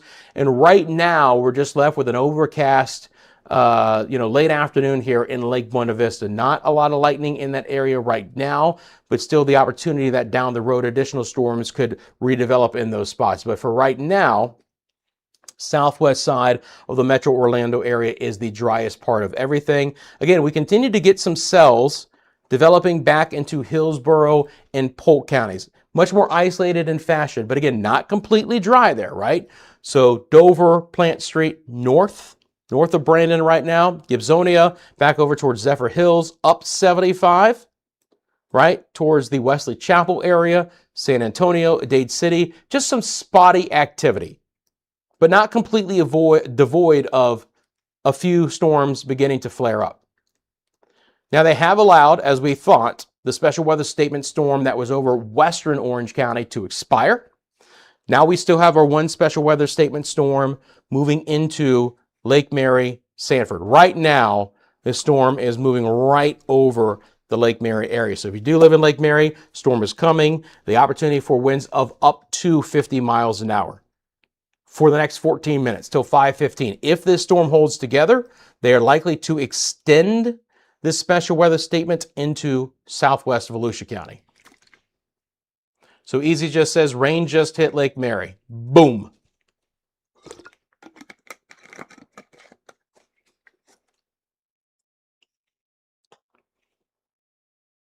Hey Breezy, how are you? Storm just hit Ormond Beach, nothing crazy. Appreciate that. Not everything is going to be severe for today.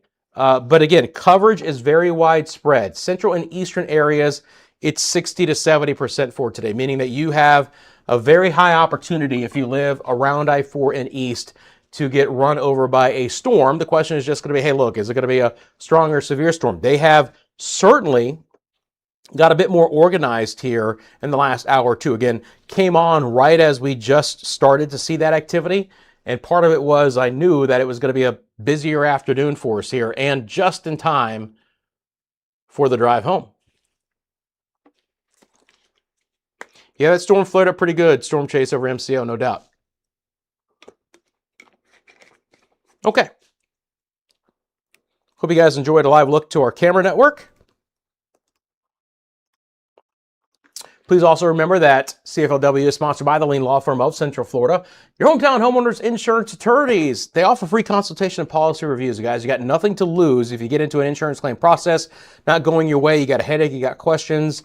Reach out to the Lean Law Firm by scanning the QR code. It'll get you to their website, or you can call Bobby Lee and the team directly from the number on your screen. It's 407-502-0058. If you guys are enjoying this channel and you want to become a sponsor of the channel like the Lean Law Firm, you can scan the QR code. If you are a business owner here in Central Florida and you want to talk about sponsoring the channel, sponsoring one of our live cameras, that sponsorship is available. Again, that QR code will get you right to our email. You can also reach out to me by emailing me at mymediamundo@gmail.com. You'll see that information on the YouTube channel, but also scanning that QR code will get you right to our email address as well.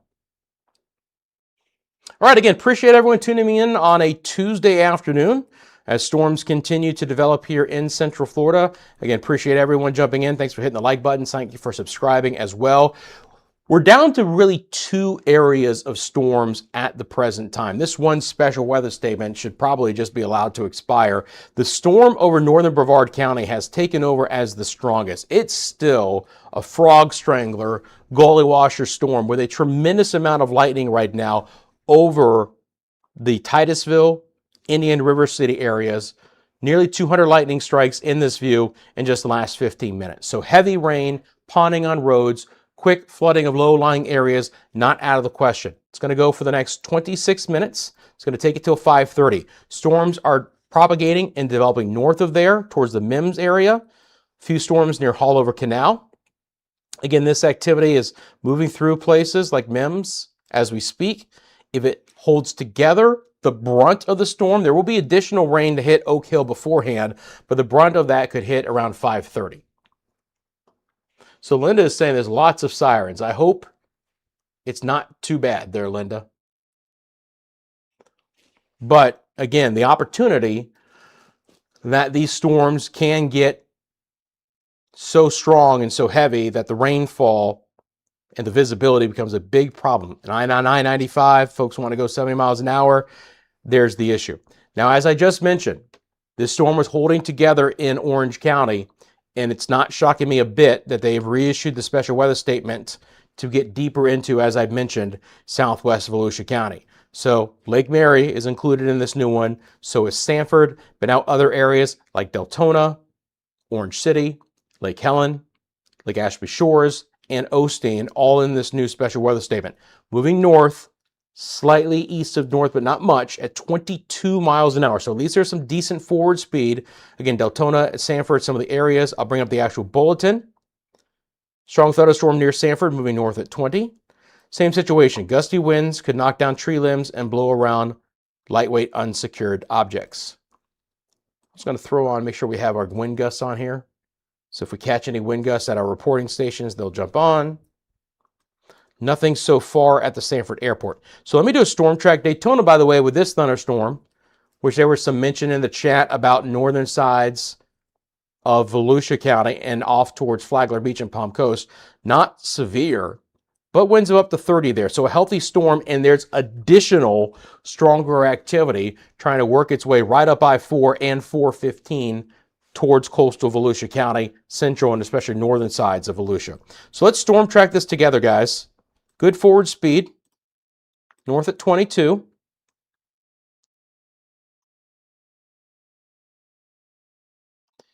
I'm going to do this one more time because I didn't like that one. It wasn't wide enough.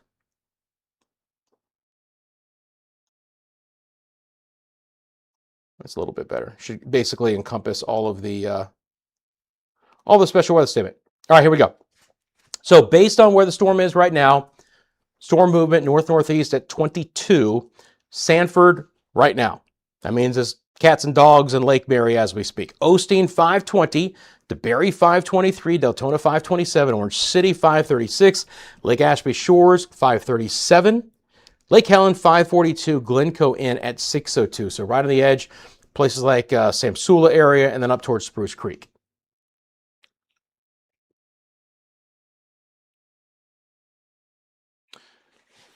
Valley Girl says, earlier my sister and Mim said there were 5 lightning strikes outside the RV window. I told her not to touch anything metal. Put on the rubber boots. Maybe overkill there, but yes. Got to watch out for the electricity. We have to respect these storms. Florida, this time of the year, we just have to respect the fact that these storms and the lightning they produce, we just can't risk it, right? Don't want to risk it. Switch over real quickly here to the Tampa radar. Just continuing to monitor the situation for our West Coast friends.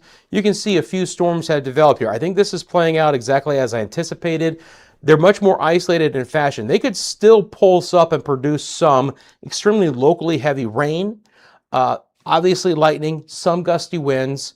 I'm not sure if they're going to get the special weather statement criteria, but it's just not a completely dry afternoon, especially for portions of western Polk, eastern and northeastern Hillsborough, portions of the eastern side of Pasco counties as well. Dade City, Zephyr Hills, back down towards the I-4 corridor. Kevin, good evening to you as well. Hope you're doing well.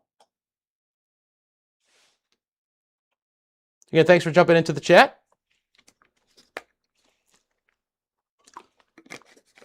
Is it Taco Tuesday? My wife doesn't adhere to Taco Tuesday. It's tacos whenever we want tacos. But I love being a Taco Tuesday as well. So again, you can see from our camera network, I want to check in on that storm over MCO right now, just because it's going to move out of this camera view. But before it does, If you look in the bottom left-hand side of your screen, that's the storm that flared up right over MCO. And you can just see that, how dark that sky is. Again, the atmosphere is just still so water-loaded, guys. More than it typically is on a Florida summer afternoon. We still have that mid-level cutoff low, is what we call it, spinning about in Georgia. And it's still kicking waves of energy off of the eastern Gulf to enhance these sea breezes, but also just throw more moisture in the atmosphere. And so that's why these water-loaded storms can cause a problem from time to time with the opportunity for some significant rain. You can get deluges in this kind of a situation. Still no flood advisories, though, nothing like that. Just kind of on the back end here, I'm looking real quickly just to double check. Again, any flash flood warnings will immediately appear on your screen. And we do have, of course, our new automated system to give you guys those details at a moment's notice. So now, right, I'm going to go through all of these, but if you look at the ticker, it's now, there's still a synopsis there when there's not any active weather, but as long as we have active weather, you're going to see what's happening in our area and the areas that's impacting, scrolling at the bottom of your screen. Kevin says it's been raining here in Lakeland since 6 a.m. Hopefully not consistently, but hopefully just a few scattered showers here and there. By the way, our northwestern areas, again, 15 to 20 inches of rain last week at a couple of spots. Far northwest Citrus, coastal Levy counties. So some amazing rain there. The drought situation is obviously being helped. Still have a ways to go. You get that much rain in that short of amount of time, relatively speaking, of course, you end up with a lot of runoff. So not all of that activity helps things out, but it does some. So look, this storm is flaring up. This is a nasty storm. This is a rowdy storm right now with the opportunity for some hail trying to develop. You can guys see these flashing fuchsias and these neons. This is really high reflectivity right now from the radar. Let's switch back over to Melbourne. But these are extremely strong storms in northern Brevard right now that will continue to work their way north right up 95. So these are likely to merge at some point in time, and that could produce stronger activity too. Remember, outflow boundaries coming together can produce additional storms. Some of that can be slow and erratic moving, and some of that can really produce those very gusty downburst winds as well.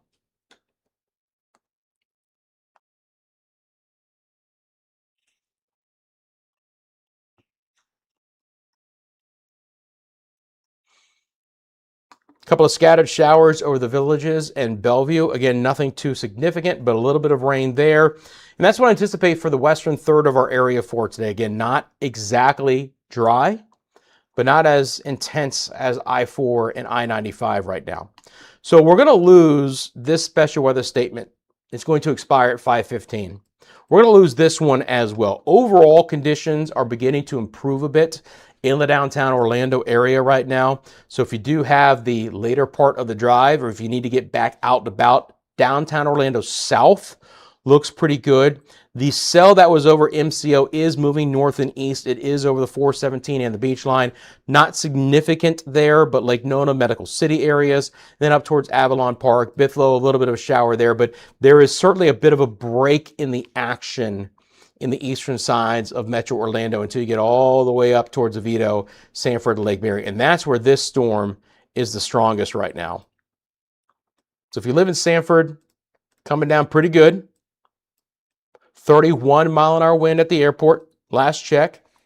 130 lightning strikes in this view in just the past 15 minutes. So solid storm, downtown Sanford to the east across 46. Should ride right up to 415 to the Osteen area right here. Behind the special weather statement, Lake Ashby Shores, then up I-4, 1792, Deltona, Orange City, Lake Helen, maybe as far north and west as DeLand, but likely this cell is going to start to turn a little bit more east and begin to move in. Now, the interesting thing about this is some of the worst winds are actually outside of the special weather statement. This is Daytona Beach Airport near 92 LPGA Boulevard, 40 mile an hour wind. 40 mile an hour wind at 5:04, 10 minutes ago. So if you do live in the northern sides of coastal Volusia County, you're already getting it right now. Ormond Beach, Holly Hill, Daytona Beach, Seabreeze area right there, Daytona Beach Shores, South Daytona, all the Daytonas. Special weather statement, special marine warning is in effect. This storm is over Ormond Beach and then begins to pull offshore as you get up to Flagler and Beverly Beaches. Right now, quiet along Palm Coast. That storm should likely try and stay just a little bit more east of you and not build back off towards the west. At least that's my initial thought.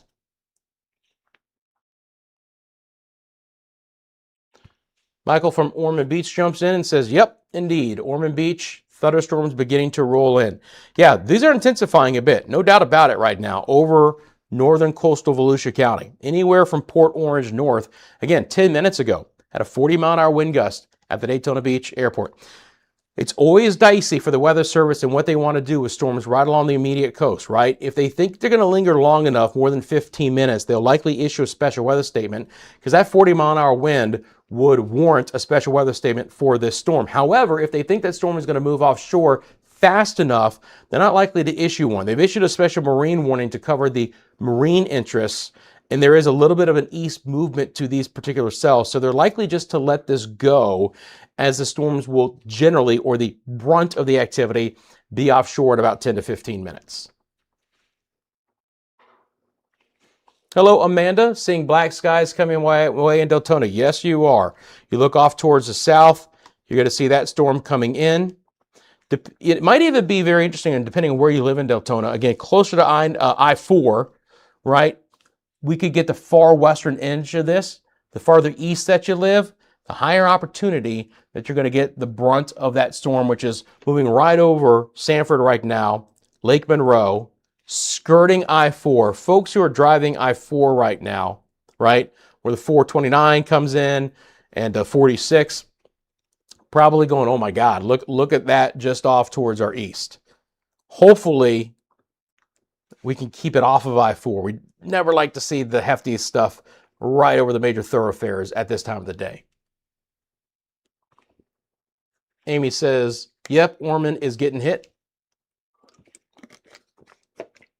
Again, appreciate all the reports. You guys are what matter in the chat, right? You know, you guys let me know what's happening in your area. It's a huge part of this channel. I can't overstate the interactive part of this. That's what makes things different. Again, it's a live-only channel. I'm only going to be on when there's impactful weather here in Central Florida. Because of that, I do suggest you guys having all notifications on. If you guys see the bell symbol and you click on that, you have a couple different variety or choices to how you want to be notified. But because this is a live-only channel, you're only getting a notification when I'm on and there's some impactful weather to talk about. Not going to get any forecast videos or anything like that. So I do suggest for this channel in particular to have those notifications on. That way you get up to date. Now, I can't attest to how well the system is. Some of you say I have notifications on. I don't get it. I understand that.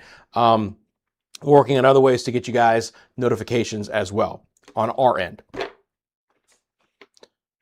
You like the goalie washer there, Nickel? Goalie washer, frog strangler, however you want to call it. You got to get to about 3 to 4 inches of rain per hour if you want to go there. But indeed. Now, again, this wind is intensifying. We're up 36 in Sanford. Heck of a storm there over the Sanford area right now. Very reduced visibility. So the airport did catch the brunt of that particular cell. I'm going to switch over to the velocity product real quick. Just the winds in the atmosphere. The brighter the reds, the stronger the winds. Going away from the radar. Show you guys that if it cooperates.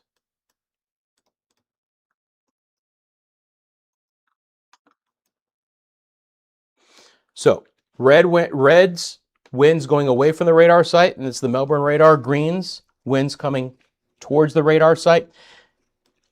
This would give us where there might be some circulation in the atmosphere. But it's not just that. There has to be a lot of other components as well. And you would also need these winds to be strong next to each other to have any kind of really significant rotation. But we can get straight line winds where it's all one color pushing out of the leading edge of storms that can be severe and produce damage. So again, we had the 36. Still some stronger winds here on the east side of Lake Monroe. Fresh winds, by the way, right over the northern sides of the Indian River, towards Hallover Canal, Mims area, all working their way north.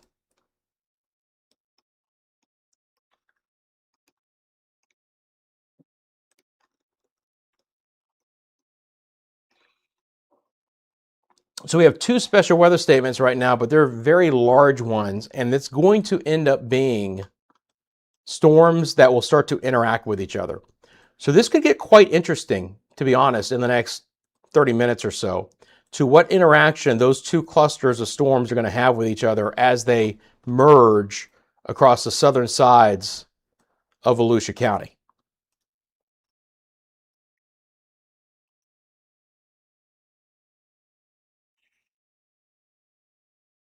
Actually saying it's starting to rain here in Alafaya.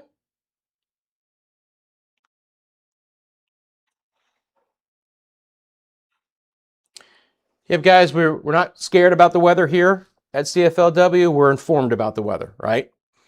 If you're tuning in because you have anxiety about it, I fully understand that, right? I'm going to try and walk you through it, educate you a bit, let you understand what's really happening out there, and get you guys prepared more than anything. Again, appreciate all of the moderators in the chat. You'll see their name in blue. Members in the chat will be in green. Memberships are available here on the channel. You do get access to exclusive badges and emojis during these live streams. And also you get access to exclusive member short videos as well. Let's check it back in with some of our cameras right now. I want to show you Conway. This is the Conway cam, again, looking east from the downtown Orlando area.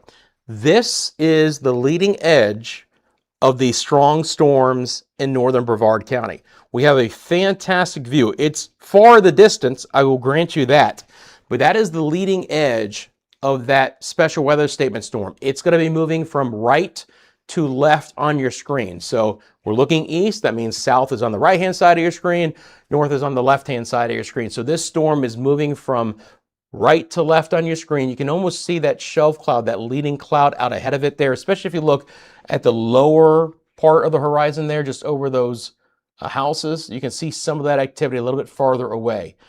So a neat shot there of that strong storm moving in northern Brevard County at the hour.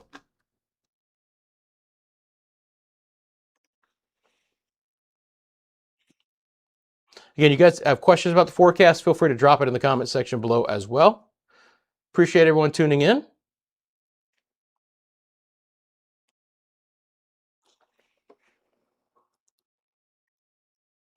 And we'll get back to it.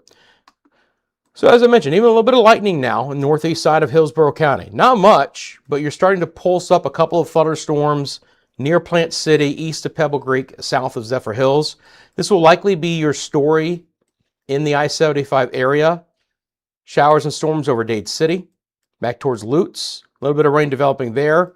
Still relatively quiet, Pinellas, the rest of Hillsborough, and far eastern Manatee and Sarasota. You get a couple of thunderstorms developing there. A little bit heavier there. Storms have been much more active in general, a little bit farther south. Look at all of this rain, the southern third of the state. Interior and again, east coast, but still even towards Fort Myers, we've had some decent storms today. Should be a lightning count with these storms, Kyle. Look at the top of your screen. If I zoom into this area, we've got what? About 300 lightning strikes in the last 15 minutes. They're healthy. They're strong storms.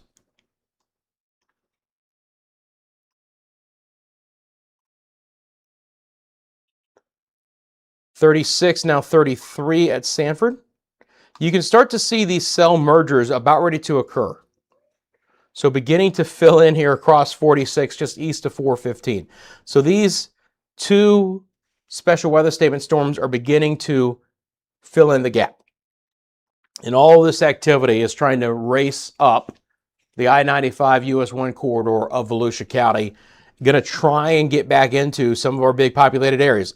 If you live near Bethune Beach, if you live near Edgewater, Spruce Creek, Samsula, Ponce Inlet, Port Orange, any areas north, Daytona Beach, Holly Hill, even Ormond. Now again, your first storm exiting stage right, but look off towards your south if there's any visibility right now in your area. And this is what we're going to have to be monitoring for about the next hour to see how that plays out. Conditions are improving for the most part over Metro Orlando. Again, can't rule out storms still trying to develop back into Metro Orlando, especially southwest areas. These are your current temperatures, right? We had the storms over most of Lake and northern sides of Orange County. MCO's at 81, Kissimmee still at 84. And then you have all the heat energy still in our western zones, upper 80s, lower 90s at the hour. Still have 86 degrees in Edgewater. It just depends on whether you've been hit by the storms or not, right? You know, whether you're seeing temperatures in the 70s or even in the mid and the upper 80s to even 90 degrees.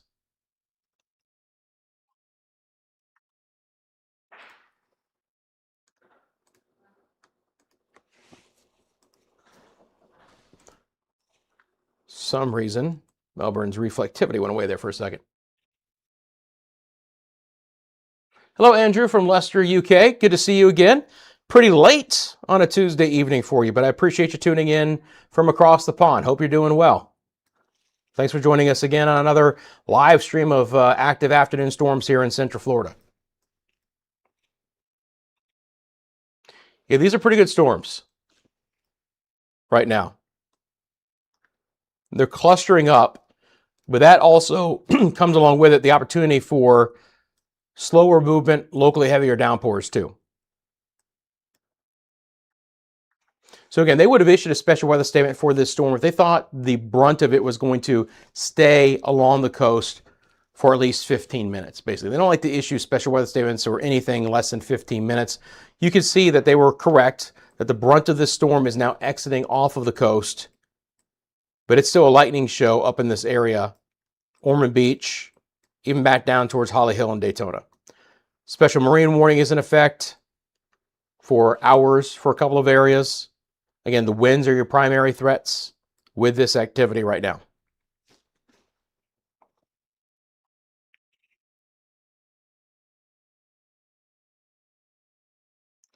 Question about Spring Hill. First of all, again, western areas, a ton of rain for the most part. Not everyone, I get it, but there were some double-digit rainfall totals last week that were very impressive.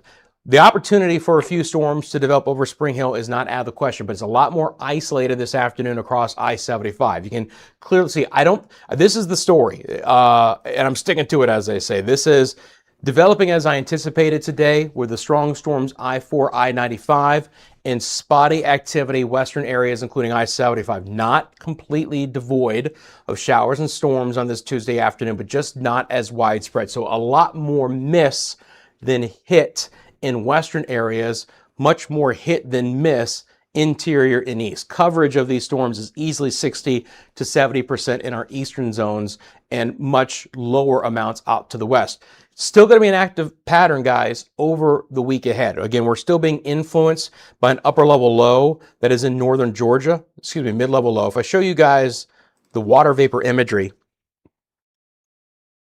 and I put this into motion,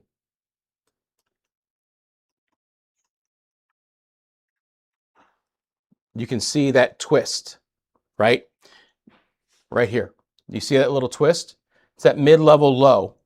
Now, it's interesting because the air around it in west is very dry, very unusual, but there is still this moisture band out ahead of it that's still impacting our area. Now, eventually tomorrow, the drier part of this, now this is beginning to fill in and weaken, but some of the drier air in red could work its way over the peninsula to undercut our opportunity for showers and storms tomorrow. Not that it's going to be devoid of activity for tomorrow, but probably just not as widespread. And that might be a day thing before we get into a little bit more typical sea breeze pattern starting on Thursday towards the weekend. And by the way, again, I don't talk too much about the forecast on the channel, but by the way, when I'm looking at things, I do see the opportunity for more of an onshore easterly flow, which could then drive the East Coast sea breeze farther inland, maybe producing for additional higher chances of storms along the west coast later in the week and into the weekend. We'll see how it plays out, but an overall shift in the sea breeze pattern with the east coast sea breeze beginning to dominate could occur once that mid-level low departs the area. But good question. Again, you guys have anything, just drop it in the old comment section below.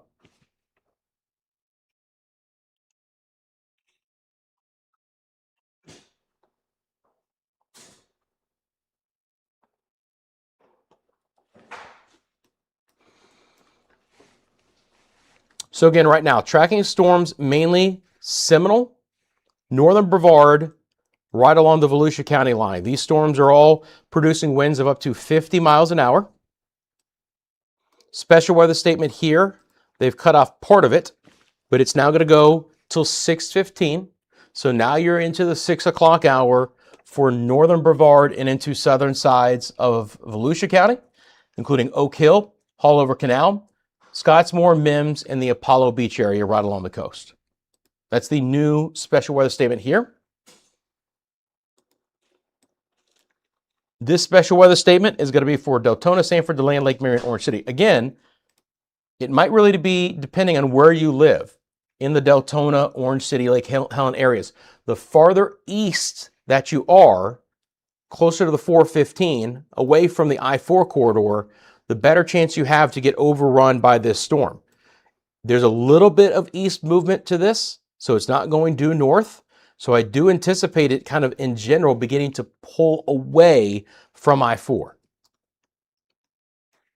But right up the 415, Osteen, Lake Aspy Shores, over towards Spruce Creek. And again, it's really just beginning to fill in through a lot of Volusia County, eastern Seminole, eastern Orange, northern Brevard.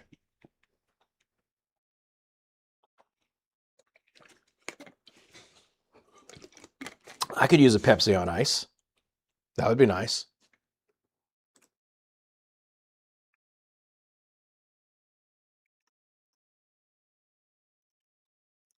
All right, guys, I'm going to take my first break. I'll be back in about 2 minutes. I'm going to show you guys our live camera network. And again, the discussion will continue, but just a very quick break here on the channel, and I will be back momentarily, so stick around.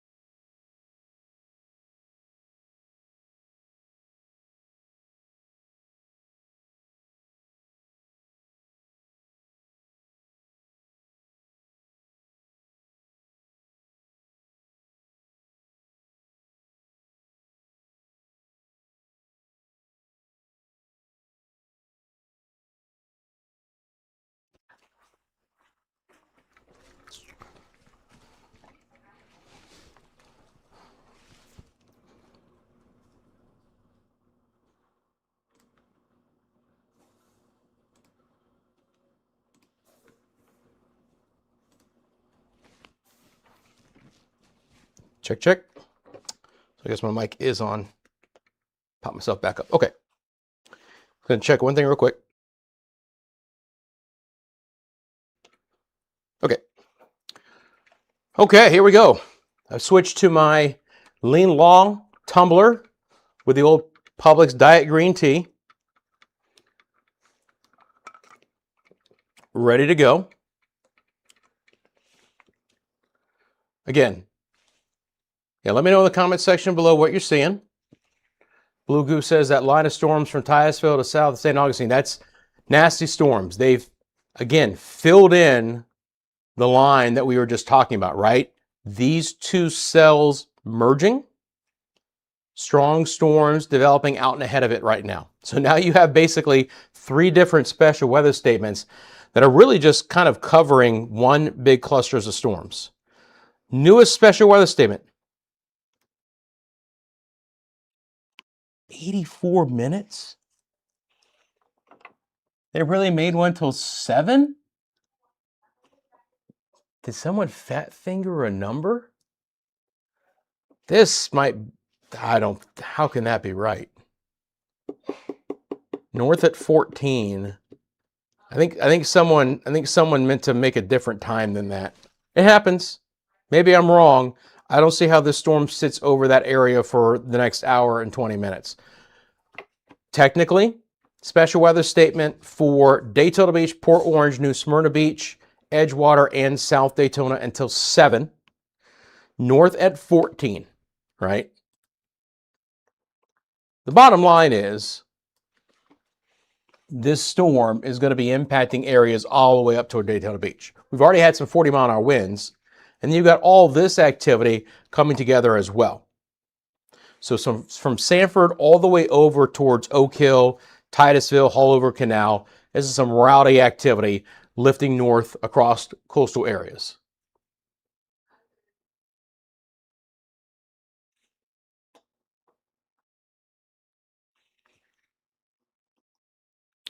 As I mentioned, a few storms still out west. I'll monitor these. Again, not expecting them to get too rowdy, but there will be a few thunderstorms up and down 75 before it's all said and done. Weather improving for the most part in Metro Orlando. Still have to watch south and west for a few storms to try and reemerge here and then work their way back into the Metro Orlando area. Things are of the light variety right now over most of the rest of Brevard County. Still some rain here under the overcast veil that we've had, but certainly winding down now. Port St. John looking better. Still some rain over Indian River City. Picks up a bit over Titusville, especially Mims. There's the Haulover Canal area up towards Apollo Beach and Oak Hill. And then basically right up the line, Bethune Beach, Edgewater, New Smyrna, Ponce Inlet, Port Orange, South Daytona, Daytona Beach. If I zoom in enough, our friends in Daytona Beach Shores and also Wilbur by the Sea. There you go, Blue Goose. I said it again for you. I'm not going to say it the way you want me to. I might. No, I'm not.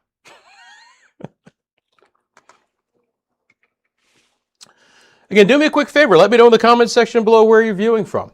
You got a question about the forecast? Let me know there as well. Appreciate everyone tuning in for today. Thanks for joining me on this Tuesday afternoon, tracking these strong storms across Central Florida. Again, the opportunity for some strong gusty winds, 50+ miles an hour. As these storms slow up a bit, we could still see some flood threat. The chance is not going to be as widespread for today, but it's also not zero either. So we have to just watch out that from time to time. I'll bring this up. This will show you all of the advisories in play. If we see green, that's going to be a flood advisory. Nothing so far. Told you guys we'd always check in with the winds. And here we go at the wildlife refuge there on Merritt Island. They had a 40-mile-an-hour wind. So it shows you that there were some stronger winds, the blinding rain as well. Very reduced visibility, just a very strong thunderstorm in northern Brevard County, which is beginning to slowly exit out of the area, but is still having some impacts to that spot even as we speak. Hello, Greensboro, North Carolina. Welcome. Hope you're doing well. Thanks for tuning in. Appreciate all of our viewers from across the country and even the world. I promise you we have viewers who tune in, maybe if it's just for a brief time, watching from across the globe. It's a really cool thing.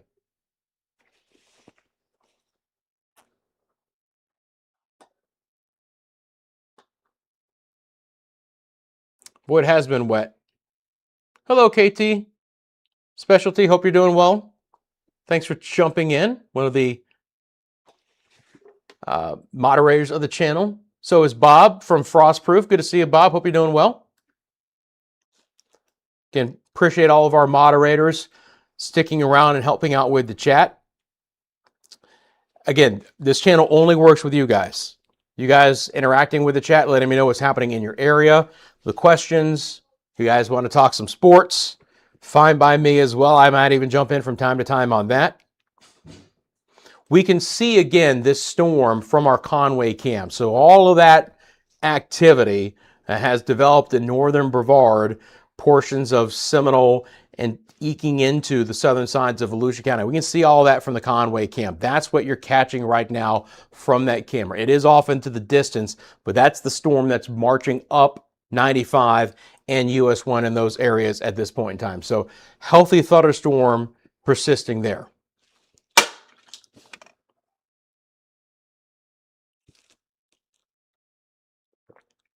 Did you guys hear that? What was that?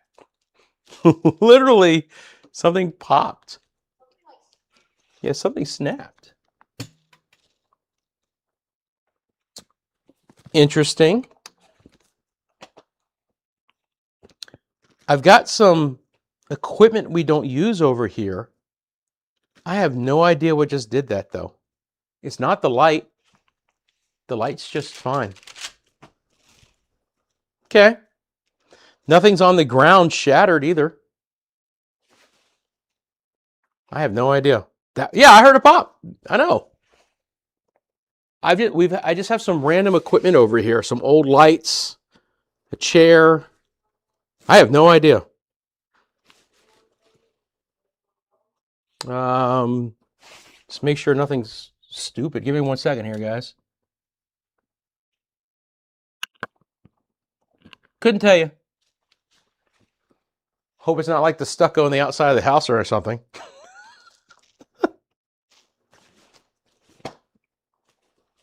Is it anything here?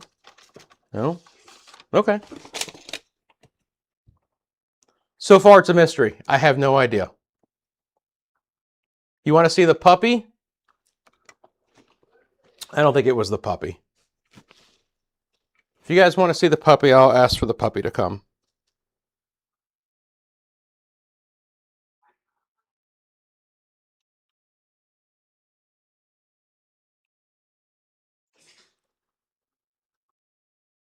I know you guys haven't seen Sassy in a while. By the way, she's gotten big. She's gotten big. Yeah, okay. She's gotten big. She's now up to like 12 pounds or something like that. Now look, I don't mind bringing kids and puppies on air. You want to hold her, Logan? Yeah. Okay, come on in. Want to say hi? So this is the newest member of the Storm Squad. This is our 9-week-old puppy Sassy, golden retriever, and this is my son Logan. Hi. Say hi. Hi. Hi, sweetheart. How you doing? Yeah. Want to show it to the camera? Yeah. All right, there we go. She's getting bigger, guys, and she is sassy, by the way. I promise you that. So again, Storm Squad member, new mascot of the channel. Here. They want to see her face. They don't want to see my face. Yeah. Say hi. Say hi. Okay. Thanks, buddy. There you go. Sassy will come on from time to time when necessary, right? To give us all, to lift us up a bit, right? Hi, sweetheart. Can't go wrong with dogs, man. My kids are super excited too, by the way. They've done great. See, Amy, you ask and you shall receive. Okay, we'll get back into the weather. We still have some pretty impactful storms going on right now. We will see the special weather statement in Seminole County that got into southwest sides of Volusia County expire. That storm stayed just east of I-4 to keep the worst weather out of Deltona and Lake Helen and areas to the north. So we really are talking about this storm that has elongated itself from northern Brevard into Volusia counties. A couple of special weather statements with this activity. Worst weather in Brevard County is beginning to pull out of the Mims-Titusville area, Haulover Canal, then up into Volusia County, Oak Hill, and then it's just go time for places like Bethune Beach and Edgewater, New Smyrna. That storm is right over New Smyrna right now. Taking a look at the lightning count, it's solid right now, guys. About 125 lightning strikes in the last 15 minutes, up to 50-mile-an-hour winds. Again, I do not believe that this storm is going to sit over this area through 7 o'clock. We'll see how that plays out, but certainly over the next half hour or so, this storm is going to be impacting these areas of Brevard. Then the question will be how far up the coast into Volusia County this activity gets before it gets pulled offshore.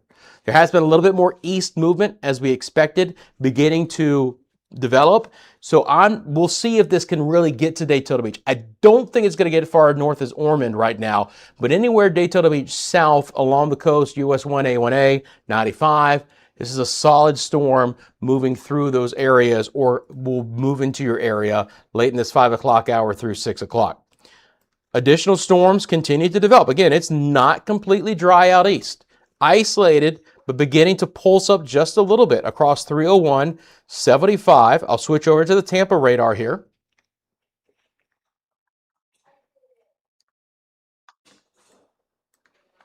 Northeast Hillsborough, a lot of eastern Pasco up to southeast sides of Hernando County. So Dade City, Zephyr Hills, south and east of Brooksville. Touch more lightning out of this, 15 lightning strikes. So again, these storms have pulsed up a bit towards the end of the afternoon hours. They're much more isolated in nature. They haven't organized themselves, but again, not a completely dry forecast there, at least at the present time. A few more cells could try and, again, develop along the west coast and work their way inland some, but much more spotty in nature.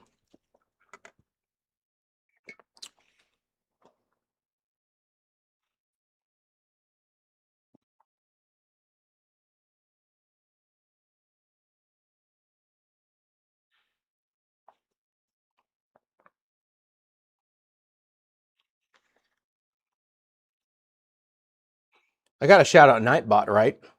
Says subscribe, so he'll let you know when you have the next warnings. Indeed.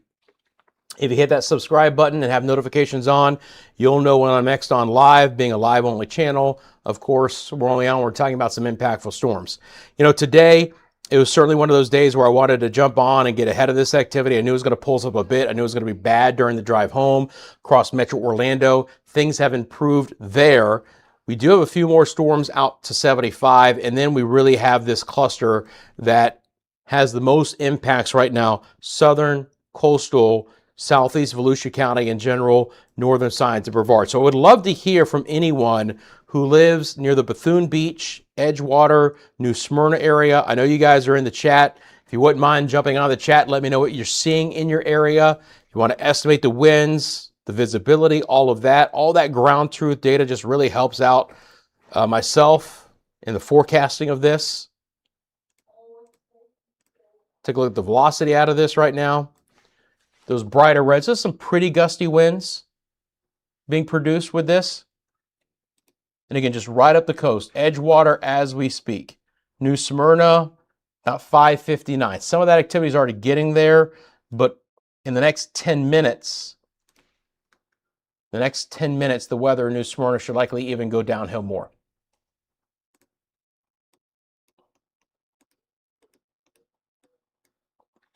Again, the 40 out of the storms up north off the coast before this main line came in. Sanford had a 36-mile-an-hour wind earlier. And we're starting to, again, pick up a little bit of a breeze right across 301 in the eastern sides of both Hernando and Pasco counties. Few scattered showers developing over Bellevue and the Villages, up 441, 301. Nothing more than that, at least right now.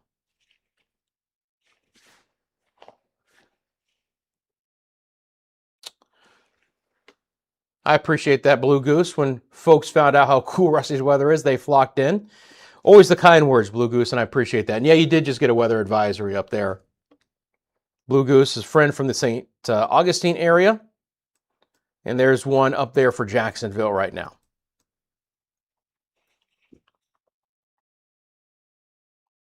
Lynn, thanks for coming in the chat, saying you're watching from Lakeland. Hope you're doing well. Got a lot of Lakeland viewers. Always keeping Polk County in mind. Opportunity for a little bit of rain to still slip into your area before it's all said and done. I know you guys have had a lot of rain lately for the most part. You know, it's hilarious. I don't want to say hilarious, but it is interesting, if you will, that we have gone from some of our western areas going, oh my gosh, please, we need more rain. We need more rain, to going, it's enough for now. That's really enough for now. We don't need any additional because there's been enough runoff. It's been a problem. Again, there has been up to 20 inches of rain last week.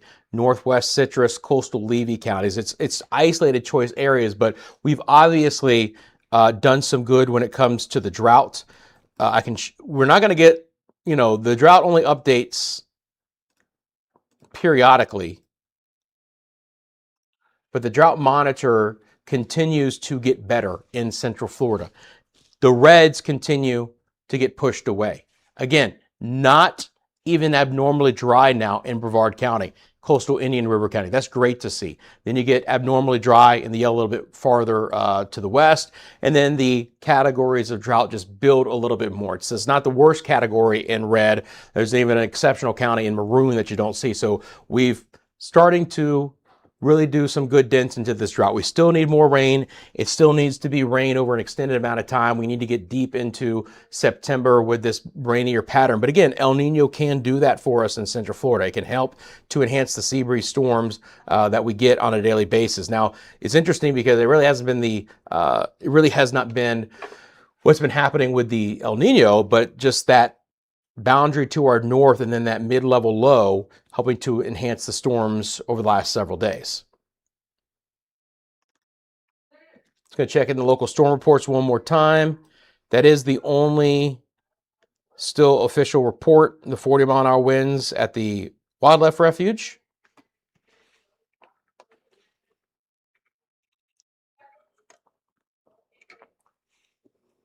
Hey, Hard Times, how you doing? Appreciate you jumping in, saying I got an inch of rain and lost power for a few minutes there in Bithlo.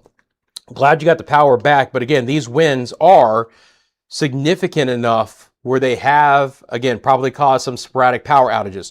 So this is going to be our first severe thunderstorm warning of the day. We do have a severe thunderstorm warning that is now in effect. Let me give you the details on that. Severe thunderstorm warning. Winds of 60 miles an hour, 3/4 inch size hail, New Smyrna Beach, Edgewater, Bethune Beach, Ponce Inlet, New Smyrna Beach Airport. So that storm really pulsed up as those cells merged together. So this is going to be for Volusia County. All right. So we now have a severe thunderstorm warning that is currently in effect for Volusia County.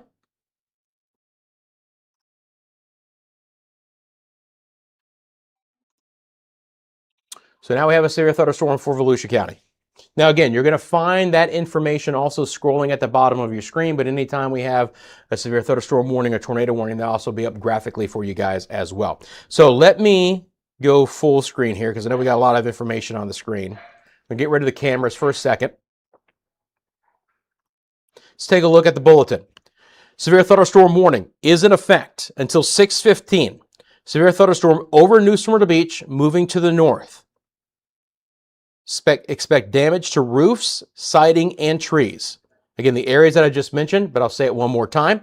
New Smyrna Beach, Edgewater, Bethune Beach, Ponce Inlet, and the New Smyrna Beach Airport. Again, there's a lot going on in this area. I know that you guys can see several different polygons. I'm going to clean it up for just 1 second. I'm going to remove the marine advisory and just the special weather statement so you can get an idea. It's a small severe thunderstorm warning. But this severe thunderstorm is right over the New Smyrna Edgewater area as we speak, with winds potentially reaching 60 miles an hour. Anyone who lives in that area, A, let me know. B, get away from south and west facing windows. 60-mile-an-hour winds can blow around lightweight unsecured objects. Obviously, the hail threat is near impactful size. If we get up to about an inch size hail, a quarter inch size, that's when we can have some damaging winds. This is close though. This is penny sized hail at 3/4 of an inch. You get up to 0.88, that's nickel. So we're in our coin size here, but it is a potential issue for these areas. So again, severe thunderstorm warning is in effect now for Volusia County. That's going to go until 6:15.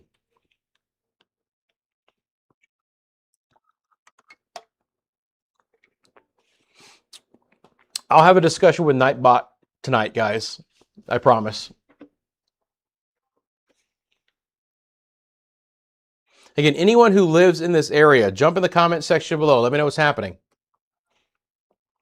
I do have the two Amy's in chat. Yes, I am aware of that.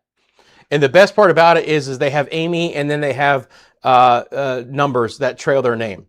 Now, Amy H, and then there's Amy 8879. But I do appreciate the Amy's both being here.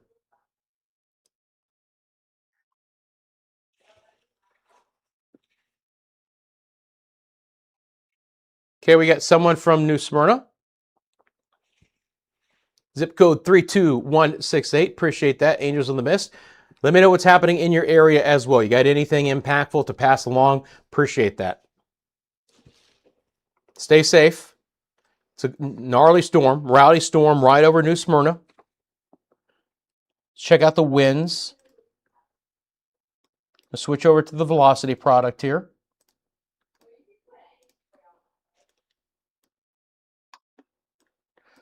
Little bit of minor rotation. Nothing too significant. We're also cutting through a lot of storms as well. It's going to be tough to see from the Orlando airport. This kind of gets into no man's land a little bit here. Jacksonville is almost too far away. It is. The problem is that there's a lot of reflectivity, a lot of storm that the Melbourne radar is having to cut through to get here. So sometimes it can underperform the actual winds in this storm.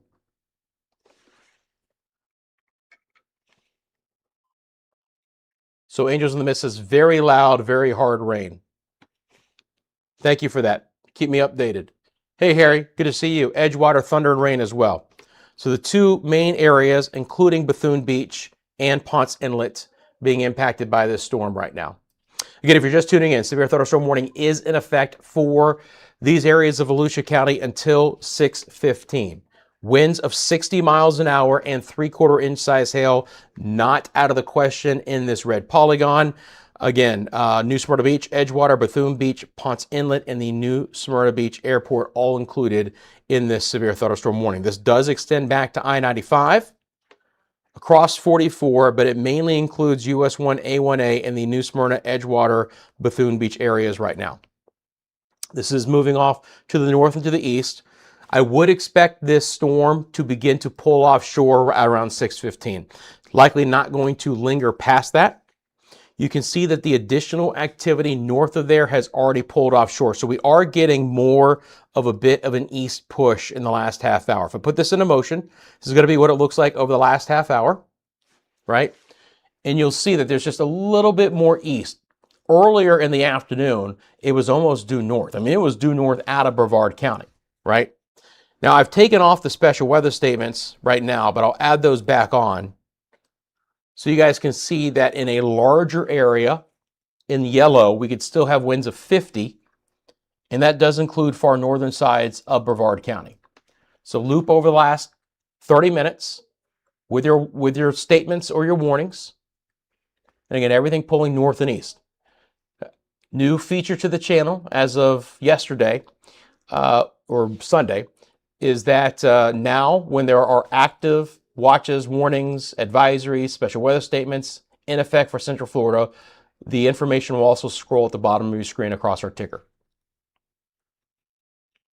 Orlando is generally out of the woods right now. Yes. Can't rule out potentially a rogue storm here, but the storms that came through earlier in the day kind of raked the atmosphere. It's a little bit tamer here.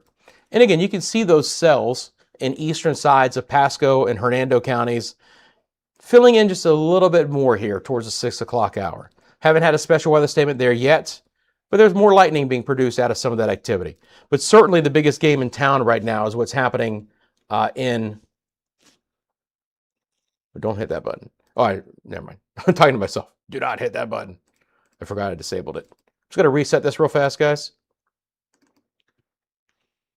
Thank you, Amy. Appreciate you liking the ticker. Hey, Peb Mets. Thanks for chatting back in and let me know that Titusville has calmed down eventually, right? I've been keeping an eye on it. No flood advisories, at least as of yet. And now that the rain has moved out of your area, that's great news. Likely we're not going to have a flood advisory for the northern sides of Brevard County, where we've had the heaviest rain. But there has at least been some forward speed to most of this activity. Now, again, special marine warnings are in effect. I'm just going to drop those off to clean things up a little bit more. I would hope all boaters this time of the day that are not commercial are back inshore in a safe harbor.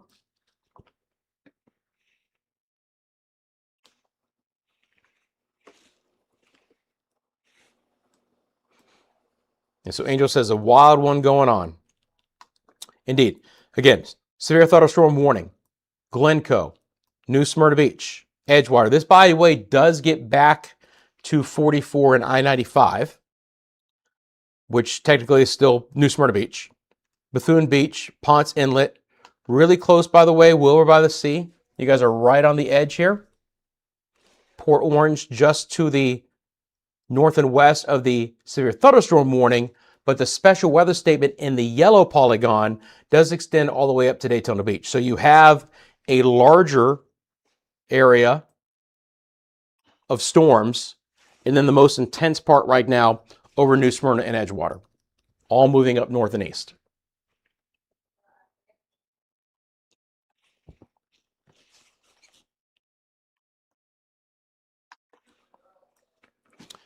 Again, I have my Lean Law tumbler, sponsor of the channel. I'd imagine if you become a client, Bobby and the team there probably have some swag for you as well. So I switched over to my Publix Diet Green Tea.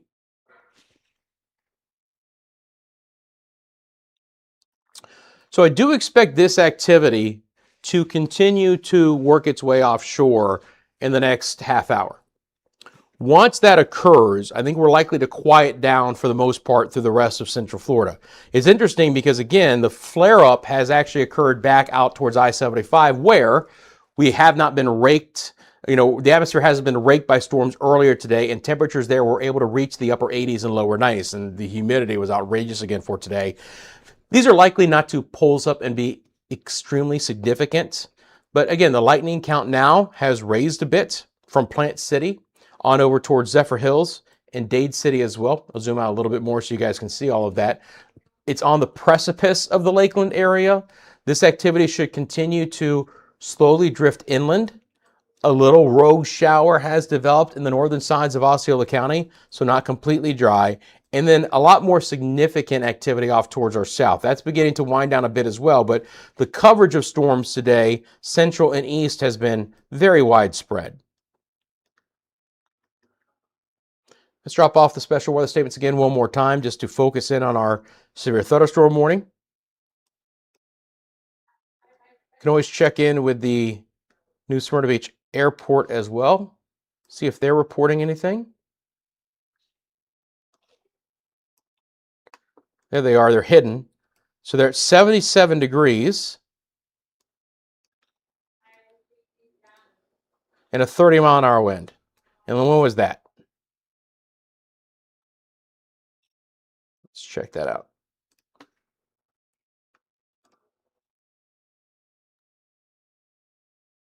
.547. Yeah, not that long ago. All right. Likely to be higher than that before it's all said and done. But the New Smyrna Beach Airport did report a 30-mile-an-hour wind at 547. What up, Edgewater? Blue Goose with the shout out. Hey, Tanya, how you doing? Bithlow rain has stopped, but it's still rumbling. I know when thunder roars, just stay indoors. Smart. Be safe out there. Appreciate that. So again, this severe thunderstorm warning will go until 6:15. That storm continues to stay along the coast, slowly working its way through, but it's a nasty one right now. If you live in Volusia County, Bethune Beach, Edgewater, New Smyrna, Ponce Inlet, the airport, all under this severe thunderstorm warning until 6:15. Again, earlier in the day, a 40-mile-an-hour wind in Daytona Beach. A lot of this is beginning to slip offshore, so we are talking about our eastern progression right now. That's good news. Everything else behind it right now is very light. I-75 could end up getting a little interesting in the 6 o'clock hour. Again, I don't expect things to organize much. Obviously now we're past peak heating and we're getting closer to sunset, but even this time of the year, sunset, not completely dark until deep into the 8 o'clock hour. There's still at least 2 hours for things to maybe try and refire here a bit. Again, we don't have the same kick with the sea breezes as we did earlier as the storms came through, but some pulse stronger thunderstorms across 75 from the Tampa area, Brandon, up Wesley Chapel, Dade City, into the Villages, Wildwood, Ocala, not out of the question for our friends there.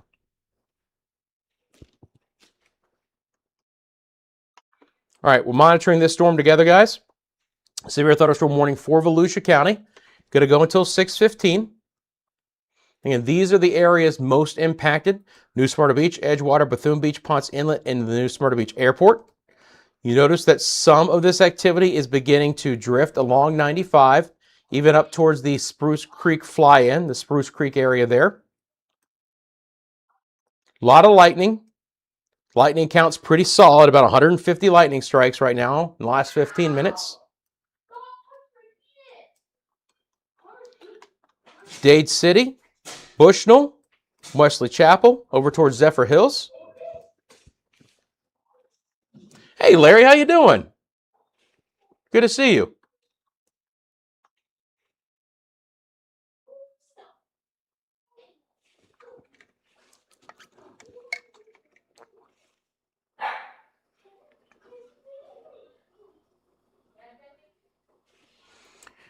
Doesn't look like Ancient City is going to get any rain tonight. Well, sadly, sip your Pepsi. Well, you don't want what's happening south of you anyway, my friend, but I hear what you're saying.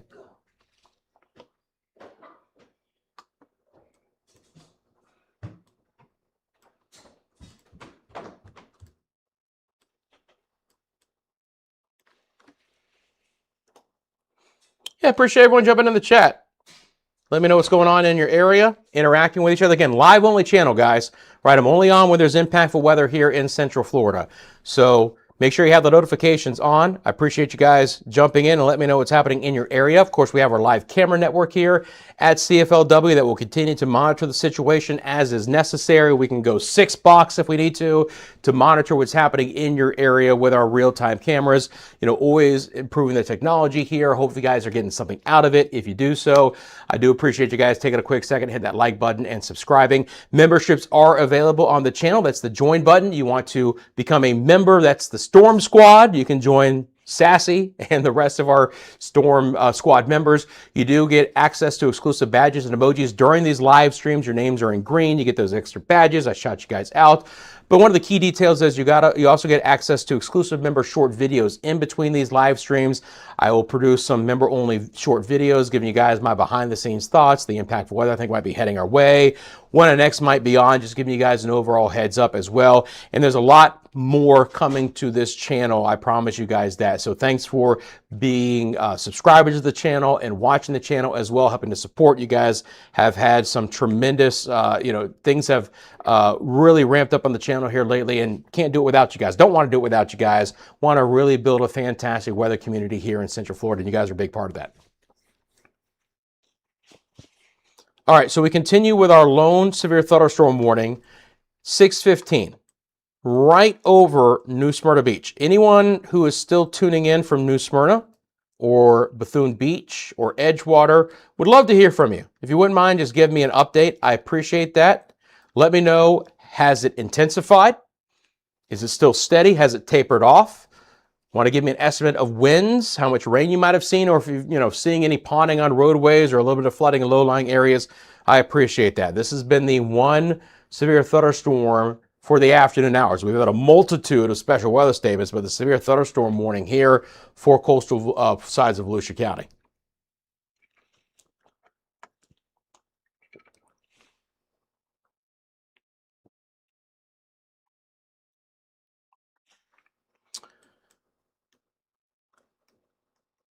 Obviously, our special marine warnings continue as well.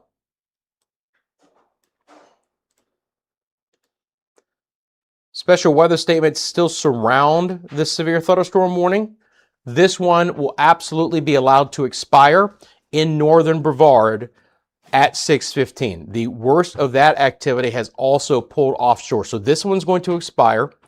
The other one, again, was an interesting one that they made till 7, and I don't exactly know why. I would not expect this storm to linger in this area through 7, but the bottom line is that this storm is still rowdy in this area, and once this severe thunderstorm warning expires, whenever that is, we're still going to have this special weather statement at least linger for a time beyond that. It'll be interesting to see what the Weather Service wants to do with this storm over New Smyrna. Two things will come into play. The first is this a storm really still producing 60-mile-an-hour winds? Because your two criteria are 60-mile-an-hour winds and or inch-size hail. So it's not doing that. It's not going to be a severe thunderstorm warning. They already have the special weather statement in effect, so they might just let that cover the storm. Also, if the storm is right along the coast, and that's the worst part, and it's going to be offshore in the next few minutes, they're likely not to extend the severe thunderstorm warning. So more than likely, in my opinion, the severe thunderstorm warning will expire at 6:15 with a low-end chance for them in a fairly small area to fire it back up.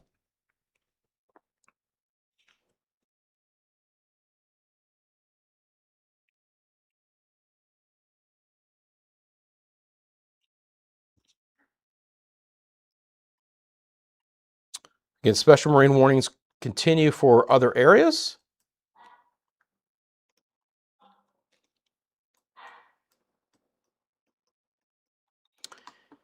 And if you do live in our eastern areas, eastern sides of Pasco and Hernando, again, these storms have come up just a little bit at the hour. You can see the lightning count, not bad for these storms across 301 and 75. Dade City, Zephyr Hills, a little bit of a smattering of light rain right now, a few rumbles of thunder over I-4, Plant City, Dover, Mango, Thonotassa, the Pebble Creek area here. Again, just spottier activity, more isolated, not as organized, but not completely dry. And even down south, remember I told you if there's going to be any storms back in Metro Orlando, it would be developing south and west where we didn't get the activity earlier in the day, right? Developing in these spots and then trying to make a run back north and east. It's pretty late in the day at 6 o'clock, but here's a storm over the Loftman-Kissimmee area just trying to elevate itself at least a little bit at the hour. Drying out through the rest of Orange County, very light rain Seminole back in the northern sides of Lake County.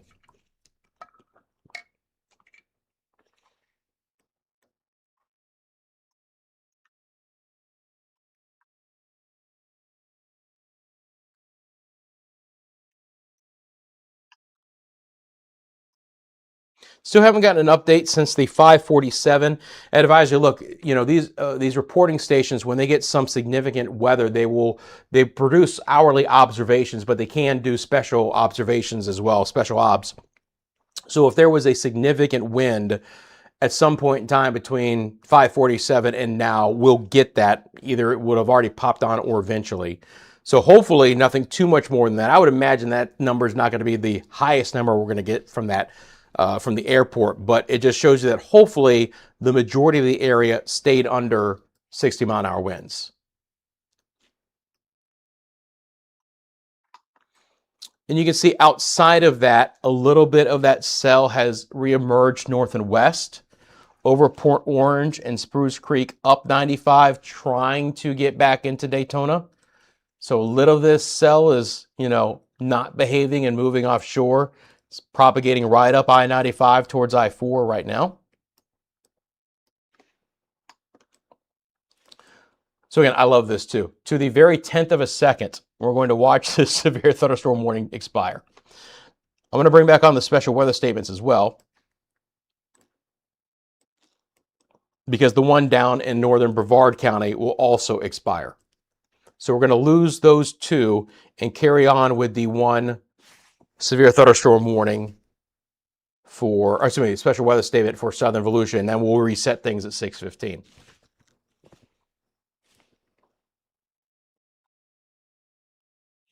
So Angels in the Mist is playing around with the electric, so probably some bumps to the power there in southern sides of Volusia County. Appreciate that. Let me know. Thank you. Okay, my friends, severe thunderstorm warning is gone for Volusia County. Special weather statement northern Brevard County has also been allowed to expire. We continue with this special weather statement, which technically goes for 45 more minutes for this part of Volusia County. Daytona Beach, Port Orange, New Smyrna, Edgewater, South Daytona.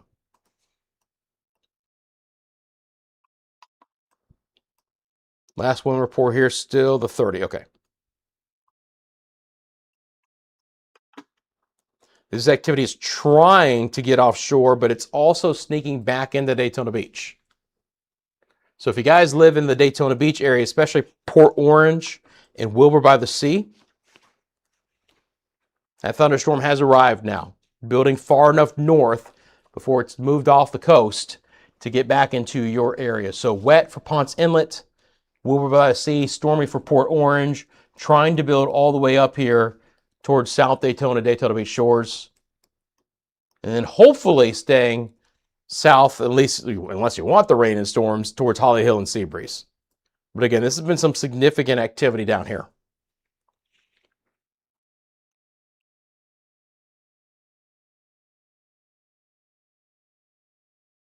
Again, appreciate everyone supporting the channel as well. I want to go back and shout out Peb Metz for the $10 super chat, Amy H74 for the $5 super stickers, and Storm Chase for becoming the newest member of the Storm Squad. Appreciate all of those who during this live stream have supported the channel. Obviously, I appreciate you guys just being here. Thanks for taking a real quick second, hitting the like button and subscribing. I can't state enough that doing those two things helps the audience out for this channel more than you guys can imagine.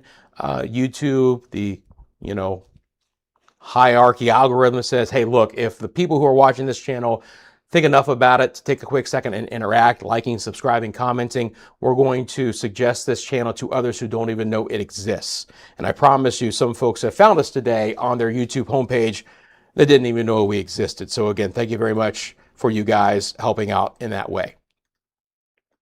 Checking back in with our live camera network here at CFLW, monitoring the situation there. Again, just thunderstorms in the distance in Sand Lake. We can still see the thunderstorms even pulling farther away from the Conway area right now from the southeast side of downtown Orlando, looking east across Lake George. That is Winter Garden on the bottom left-hand side of your screen. Again, beautiful shot there. Filtered sunshine beginning to return to the western sides of Orange County. Even a little bit of filtered sunshine, but still mainly overcast over Lake Buena Vista and the attractions area. Obviously, the attractions is always a thing to keep in mind for us here in Central Florida, regardless of the time of day, the time of the year. We know there's a lot of folks out and about in that area of Central Florida, so we have a lot of cameras to cover that area. And again, our camera network continues to grow, and we're excited about that prospect as well for you guys. Thank you, Blue Goose.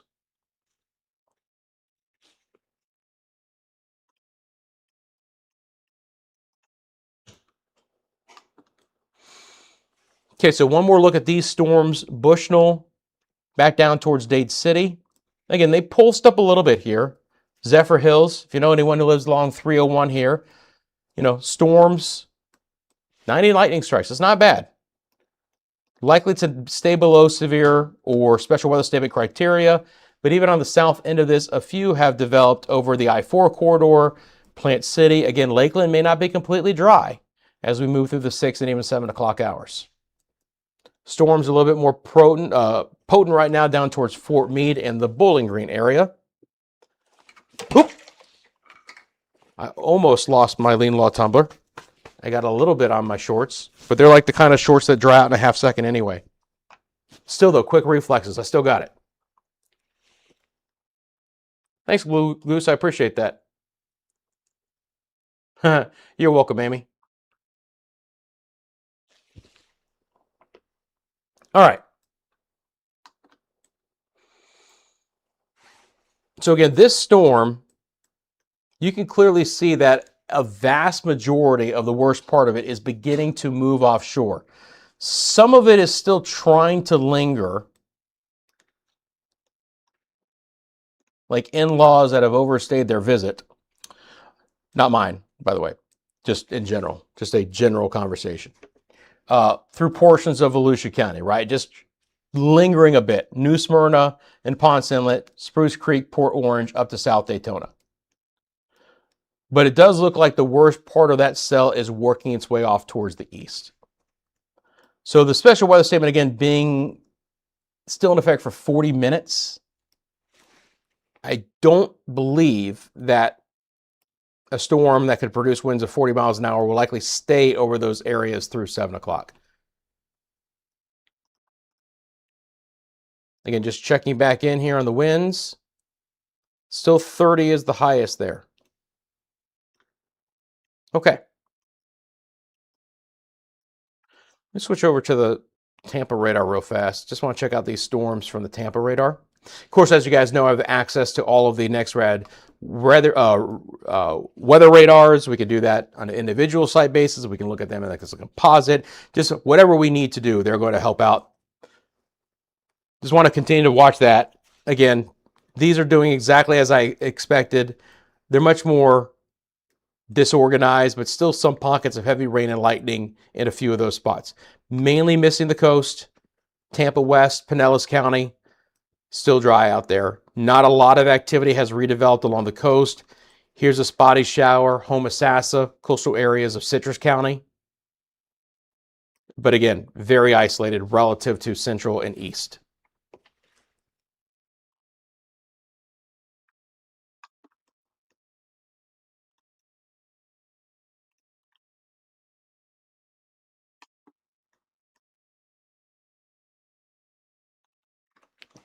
Come on, Melbourne radar.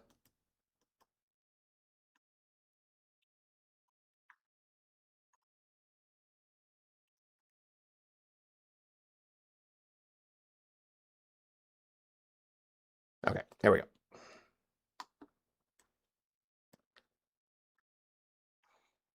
So it does look like the worst of that storm is getting out of town. That's good. Again, a little bit of spotty activity over Marion County. Nothing that should be too significant. At 6:20, we've got a window of about 2 hours of opportunity here, right? For any storms that want to try and flare up, get a little bit rowdy. But the environment is such that a lot of these areas have already seen some storms, and or there's just as much instability in the atmosphere as there was earlier in the day. So while they could pulse up a little bit, probably nothing too organized for the most part. If there was one spot that I would kind of mention, it would be the far eastern sides of Pasco County and southeast sides of Hernando. That storm is not unhealthy. It's a relatively solid storm. If you live Zephyr Hills, Dade City, Lacucci, Bushnell, Ridge Manor, Webster, all with an opportunity here for some decent storm activity, even as far west as 75, but mainly across 301. Could develop up towards Bushnell, Lake Pan as well. Okay. Anyone have any questions about the forecast? Let me know in the comments section below.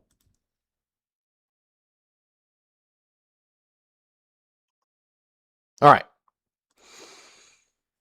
So the storm's beginning to wind down a little bit over Central Florida. Do expect this storm to continue to push offshore, right? Now we have the special weather statement, but a lot of that worst activity is already off of the shoreline as well. Not expecting it to get too much farther north in coastal Volusia County before it moves back offshore. Very light rain under what is still relatively overcast skies through most of Metro Orlando back into Brevard County, including Merritt Island and Melbourne.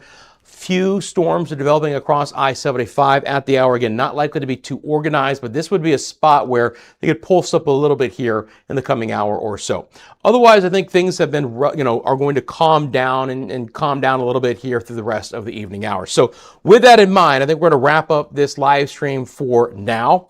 Again, want to take a quick second, thank all of the moderators in the chat. Thank you for all those who supported the channel. Thank you to all the members as well. Again, live only channel, so when there's impactful weather across Central Florida, I will be on live. Not going to waste your time. When these storms have wound down and we can say goodbye for now, I will do so, which we'll do right now as well. But again, I'm always monitoring the situation, and if anything gets rowdy again later on this evening, I'll be watching it, and of course, I'll be watching all week long. Look, in general, this is still going to be an active weather forecast across Central Florida. We could be a little bit drier tomorrow overall. Still can't rule out some pulse strong and severe storms, but the coverage might be a little bit lower for tomorrow. And then starting on Thursday, we get into, again, another active pattern where just the opportunity for storms and how widespread they're going to be should be much above average for an August afternoon in Central Florida. So I'll be monitoring it. You guys know, for our members, I'll keep you up to date with our member-only short videos. Make sure you have the notifications on, because I'm sure